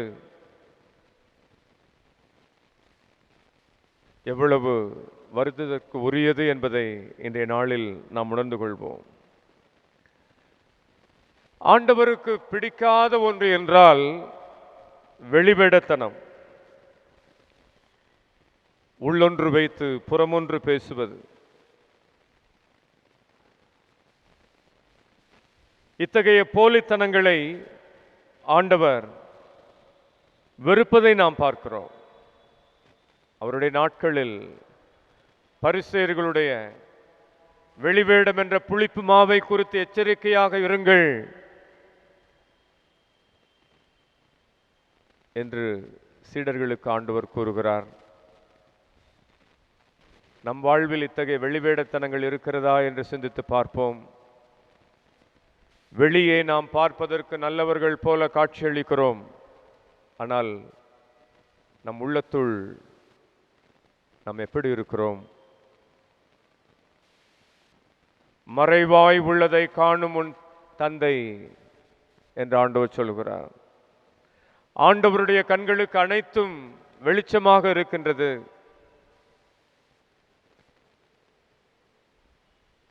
நமது வாழ்க்கை எப்படிப்பட்டதாக இருக்கிறது? கிறிஸ்தவன் என்று மார்தட்டிக் கொள்ளுகின்ற நாம் அந்த கிறிஸ்துவின் அன்பை உள்ளத்தில் கொண்டவராக நாம் இருக்கிறோமா? அவருடைய இரக்கத்தை நாம் வாழ்வாக்குகிறோமா? தூய ஆவியாரின் கனிகள் நம் வாழ்வில் வெளிப்படுகின்றனவா? சிந்தித்து பார்ப்போம்.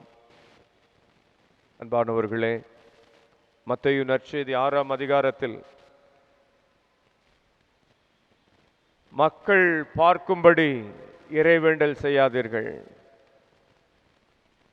மக்கள் பார்க்கும்படி உங்கள் ஒருத்தல் முயற்சிகளை நோன்புகளை செய்யாதீர்கள், மக்கள் பார்க்கும்படி தர்மங்களை புரியாதீர்கள், மாறாக உங்கள் வழக்கை செய்வதை இடக்கை அறியாதிருக்கட்டும் என்று சொல்லுகிறார். அந்த அளவிற்கு இரகசியமாக உங்களுக்கும் விண்ணக தந்தைக்கும் மட்டுமே தெரியும்படியாக உங்களுடைய இறை வேண்டல்கள் இருக்கட்டும், நோன்பு முயற்சிகள் இருக்கட்டும், பிறரன்பு செயல்கள் இருக்கட்டும் என்று சொல்லுகிறார். ஆக நம்முடைய ஆன்மீக வாழ்வில் இத்தகைய போலித்தனங்கள், விளம்பரங்கள் இருக்கிறதா என்று நாம் சிந்தித்து பார்ப்போம். அன்பான சகோதரர்களே, சகோதரிகளே, இறைவன் எனக்கு தேவையில்லை, என்னிடத்தில் படிப்பு இருக்கிறது, என்னிடத்தில் செல்வம் இருக்கிறது, எனது சொத்துக்கள் போதும், அத்தகைய மனநிலை நம்மிடத்தில் இருக்கிறதா என்று நாம் சிந்தித்து பார்ப்போம்.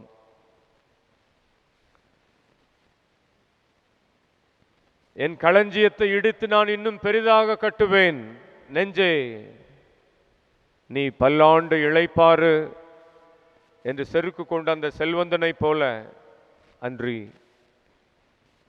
கடவுள் நமக்கு அளித்திருப்பதை இல்லாதவரோடு பகிர்ந்து கொள்கிறோமா என்று நாம் சிந்தித்து பார்ப்போம்.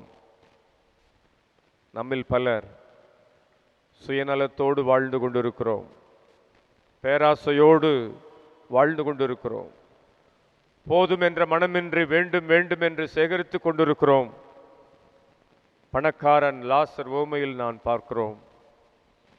இறுதியில் லாசர் ஆபிரகாமின் மடியில் அமர்கின்றான், செல்வந்தன் நரகத்தில் வீழ்த்தப்படுகின்றான். கடவுள் நமக்கு கொடுத்திருக்கிற வசதிகளை, செல்வங்களை இல்லாதவரோடு நாம் பகிர்ந்து கொள்கிறோமா என்று நாம் சிந்தித்து பார்ப்போம்.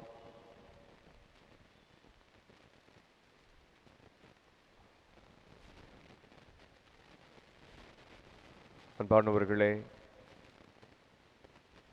நம்மில் பலர் நம் உள்ளங்களில் இன்னும் கோப உணர்வுகளோடும் பழிவாங்கும் எண்ணங்களோடும் காழ்ப்புணர்ச்சியோடும் வாழ்ந்து கொண்டிருக்கிறோம். இதிலிருந்து மனம் திரும்புவதற்கு ஆண்டவர் நமக்கு அழைப்பு விடுக்கின்றார். ஒவ்வொரு நாளும் ஆண்டவர் நமக்கு கற்றுக் கொடுத்த ஜெபத்தை சொல்லுகின்ற பொழுது, பிறர் குற்றங்களை நாங்கள் மன்னித்துள்ளது போல என்று நாம் அறிக்கையிடுகிறோம். ஆனால் மனதளவில் இன்னும் மற்றவர்களோடு நாம் ஒப்புரவாகாமல், தவறுகளை மன்னிக்காமல் அவர்களை விட்டு ஒதுங்கி வாழ்கிறோம். மன்னிப்பதற்கு மனமின்றி வாழ்ந்து கொண்டிருக்கிறோம். அத்தகைய வாழ்க்கை முறையினின்று மனம் திரும்ப ஆண்டவர் இன்று நமக்கு அழைப்பு விடுக்கின்றார். பல நேரங்களில் அவசரப்பட்டு அநியாயமாக மற்றவர்களை தீர்ப்பிடுகிறோம். உண்மை எது என அறியாமல் அடுத்தவருடைய பெயருக்கு அவப்பெயரை நாம் ஏற்படுத்தி இருக்கிறோம். நமது தவறை உணராமல் நம்மை பெருமையாக பேசிக்கொண்டிருக்கிறோம்.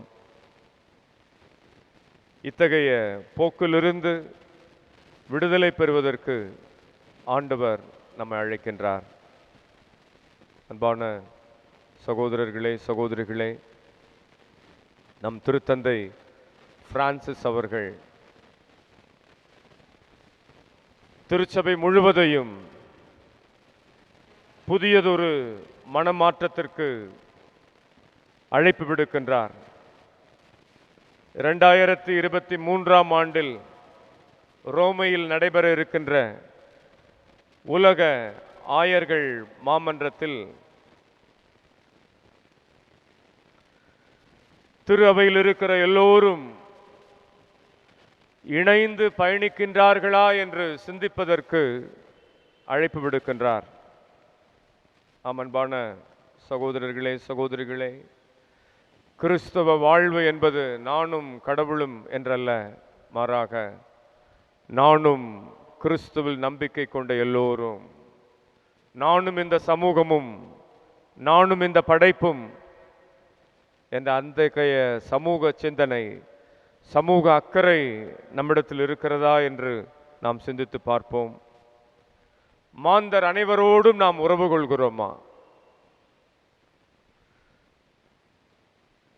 கிறிஸ்தவர் அல்லாதவர்கள், பிற சமயத்தை சார்ந்தவர்கள், கடவுள் மறுப்பாளர்கள் எல்லோரோடும், ஏழைகள், வறியவர்கள், தேவையில் இருப்பவர்கள், பிற மொழி பேசுபவர்கள், பிற நாட்டைச் சேர்ந்தவர்கள், பிற இனத்தவர்கள், அகதிகள், அனாதைகள், விதவைகள், நோயுற்றவர்கள், முதிர்ந்தவர்கள், சாலையோரங்களில் இருப்பவர்கள் எல்லோரும் கிறிஸ்துவில் நம்முடைய சகோதரர்கள், சகோதரிகள். இத்தகைய மாந்தர் அனைவரோடும் நாம் உறவு கொள்கிறோமா என்று திருத்தந்தை கேட்கின்றார். திருச்சபையில் சமத்துவ உறவு இருக்கிறதா? திருச்சபையின் அங்கத்தினர் ஒவ்வொருவருக்கும் செவிமடுக்கின்ற பண்பு இருக்கிறதா? திருச்சபையில் இருக்கிற எல்லோரும் தங்கள் கருத்துக்களை சுதந்திரமாக வெளிப்படுத்த முடிகிறதா என்று கேட்கிறார். நம் சமூகங்களில், நமது பங்கு திருச்சபையில், மறைமாவட்டங்களில் இத்தகைய சமத்துவ உறவு இருக்கிறதா என்று சிந்தித்து பார்ப்போம். ஒருவேளை ஏழைகளோடு தொடர்பற்றவர்களாக, என்னுடைய ஜாதியை சாராத மற்றவரோடு தொடர்பற்றவர்களாக, என்னுடைய மொழியை பேசாத மற்றவர்களை குறைத்து மதிப்பிடுபவராக ஒருவேளை நாம் வாழ்ந்து கொண்டிருக்கலாம். நான் வசதியில் உயர்ந்தவன், அந்தஸ்தில் உயர்ந்தவன் என்று பெருமை பாராட்டிக் கொண்டு மற்றவர்களை நாம் சிறுமைப்படுத்திக் கொண்டிருக்கலாம். இத்தகைய அநீதங்கள் பங்கு திருச்சபையில், மறைமாவட்ட திருச்சபையில், அகில உலக திருவையில் இருக்கலாம். இவைகள் இருந்தெல்லாம் மனமாற்றம் பெற திருத்தந்தை அழைப்பு விடுக்கின்றார். நம்முடைய இல்லங்களில் அடக்குமுறை இருக்கிறதா? மனைவியின் குரலுக்கு செவி கொடுக்கின்ற கணவனாக நான் இருக்கின்றேனா? கணவரின் குரலுக்கு செவி கொடுக்கின்ற மனைவியாக நான் வாழ்கின்றேனா? பெற்றோர்களின் குரலுக்கு செவி கொடுக்கின்ற பிள்ளைகளாக நாங்கள் இருக்கின்றோமா? பிள்ளைகளின் குரலை கேட்கின்ற பெற்றோர்களாக நாங்கள் வாழ்கின்றோமா? சிந்தித்து பார்ப்போம். நம்முடைய இல்லங்களில் வயதானவர்களை, ஊனமுற்றவர்களை நாம் எப்படி நடத்துகிறோம்? அவர்களில் வாழுகின்ற கிறிஸ்துவை நம் கண்கள் கண்டுகொள்கின்றனவா என்று நாம் சிந்தித்து பார்ப்போம். அன்பான சகோதரர்களே, சகோதரிகளே, நம்முடைய பங்கு தளத்தில் இறையாட்சியை கட்டி எழுப்ப வேண்டிய கடமை பங்கு மக்கள் ஒவ்வொருவருடையதாக இருக்கிறது. அன்பியங்கள் கூடுகின்ற வேளைகளிலே நம்மில் பலர் அன்பிய கூட்டங்களில் பங்கெடுப்பதில்லையே. அந்த நேரத்தில் பல காரணங்களை சொல்லி தட்டி கழிக்கின்றோமே.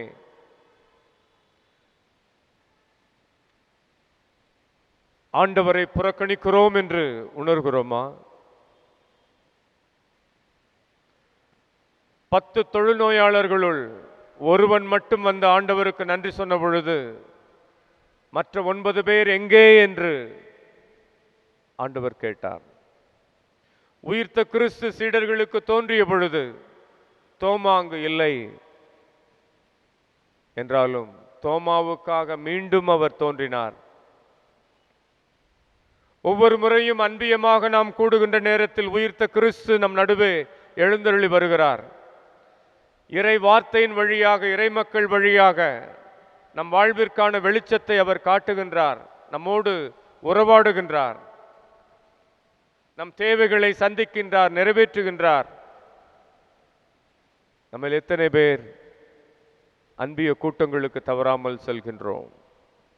ஞாயிறு திருவழிபாட்டு கொண்டாட்டங்களில் இறைமக்களோடு இணைந்து இறைவனை புகழ்கின்றோம். வழிபாடுகளில் பங்கெடுக்கின்ற வேளைகளில் வாயை திறந்து நாம் ஜெபங்களை சொல்லி ஜெபிக்கின்றோம். சிந்தித்து பார்ப்போம். நம்முடைய பங்கு திருச்சபையில் மறைமாவட்ட அளவில்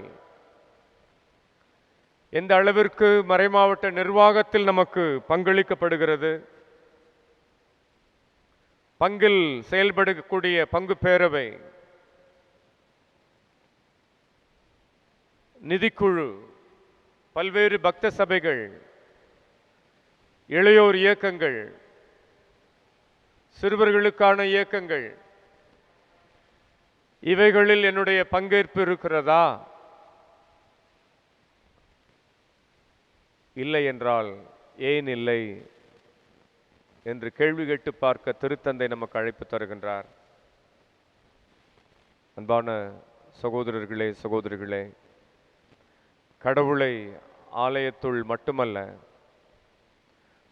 படங்களில் சுரூபங்களில் மட்டுமல்ல, வழிபாட்டு கொண்டாட்டங்களில் மட்டுமல்ல, உலகம் முடியும் வரை எந்நாளும் நான் உங்களோடு இருக்கிறேன் என்று சொன்ன ஆண்டவர் நமக்குள்ளும் நம் அருகில் இருக்கக்கூடிய ஒவ்வொருவரிடத்திலும், அவரிடத்தில் நம்பிக்கை கொண்ட எல்லோரிடத்திலும் அவர் உடனிருக்கிறார், கூடிக்கொண்டிருக்கிறார் என்பதை உணர்ந்து அவர்களை நாம் முழுமையாக அன்பு செய்கின்ற வேளையில்தான் உண்மையில் நாம் கடவுளை அன்பு செய்கிறோம்.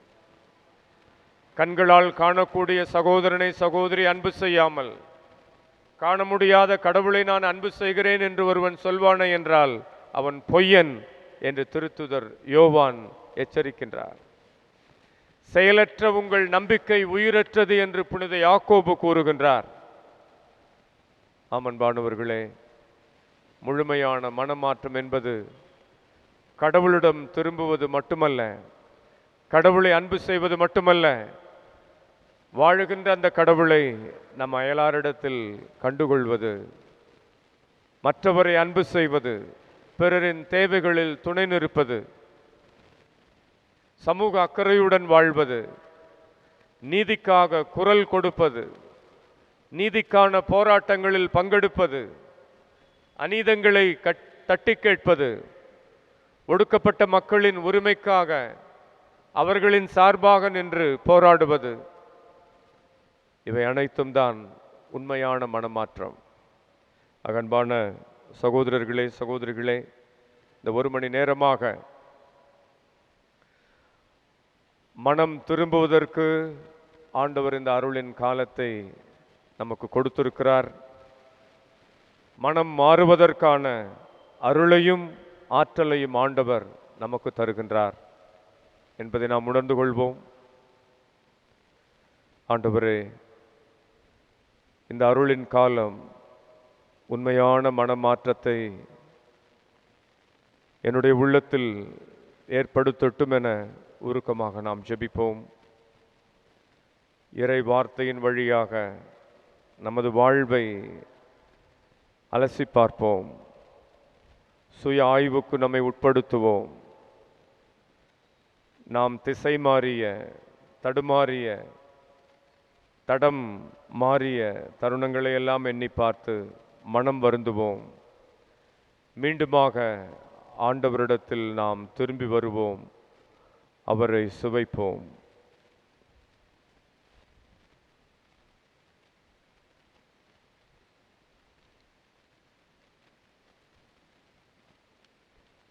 எல்லோரும் எழுந்து நின்று பள்ளங்கள் எல்லாம் நிரம்பிட வேண்டும், மலைகள் குன்றுகள் தகர்ந்திட வேண்டும் என்ற பாடலை நாம் பாடி நிறைவு செய்வோம்.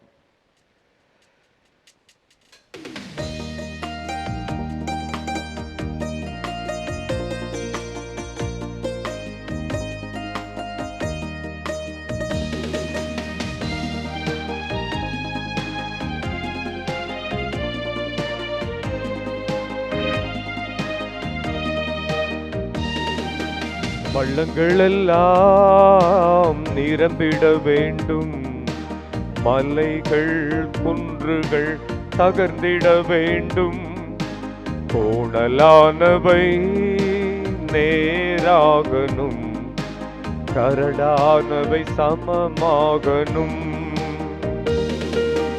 ராஜா வருகிறார், ஆயத்தமாவோம். ராஜா வருகிறார், ஆயத்தமாவோம்.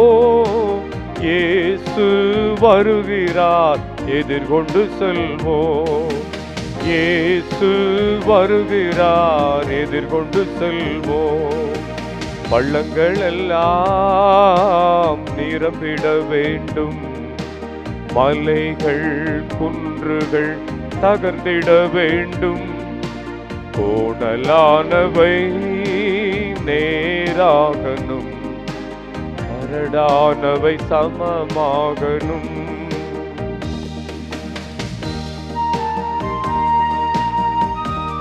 நல்ல கனிகொடா மரங்கள் எல்லாம் வெட்டுண்டு அக்கினியில் போடப்படும்.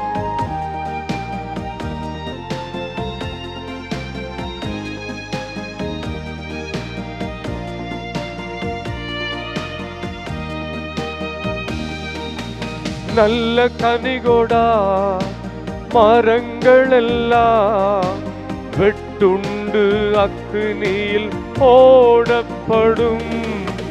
நல்ல கனிகொடா மரங்கள் எல்லாம் வெட்டுண்டு அக்கினியில் போடப்படும்.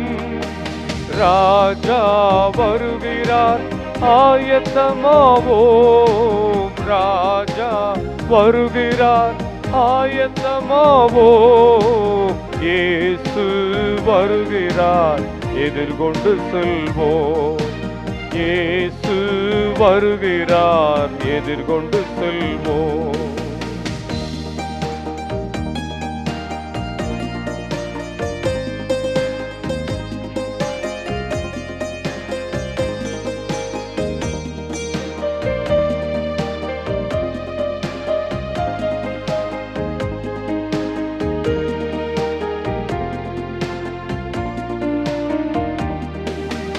கோதுமையை பிரித்து களஞ்சியத்தில் சேர்த்து பதரையோ அக்கினியில் சுட்டரிப்பாரே.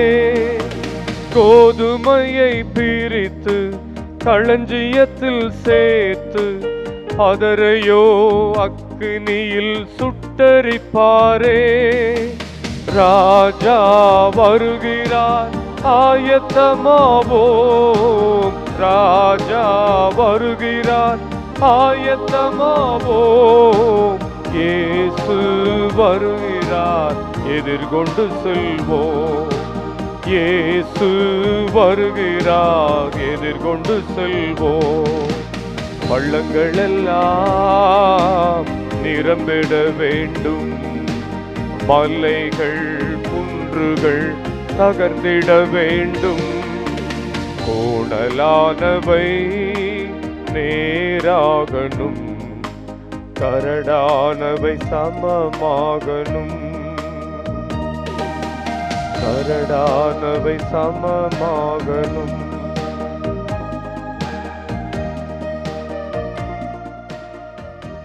ஆண்டவர் உங்களோடு இருப்பாராக.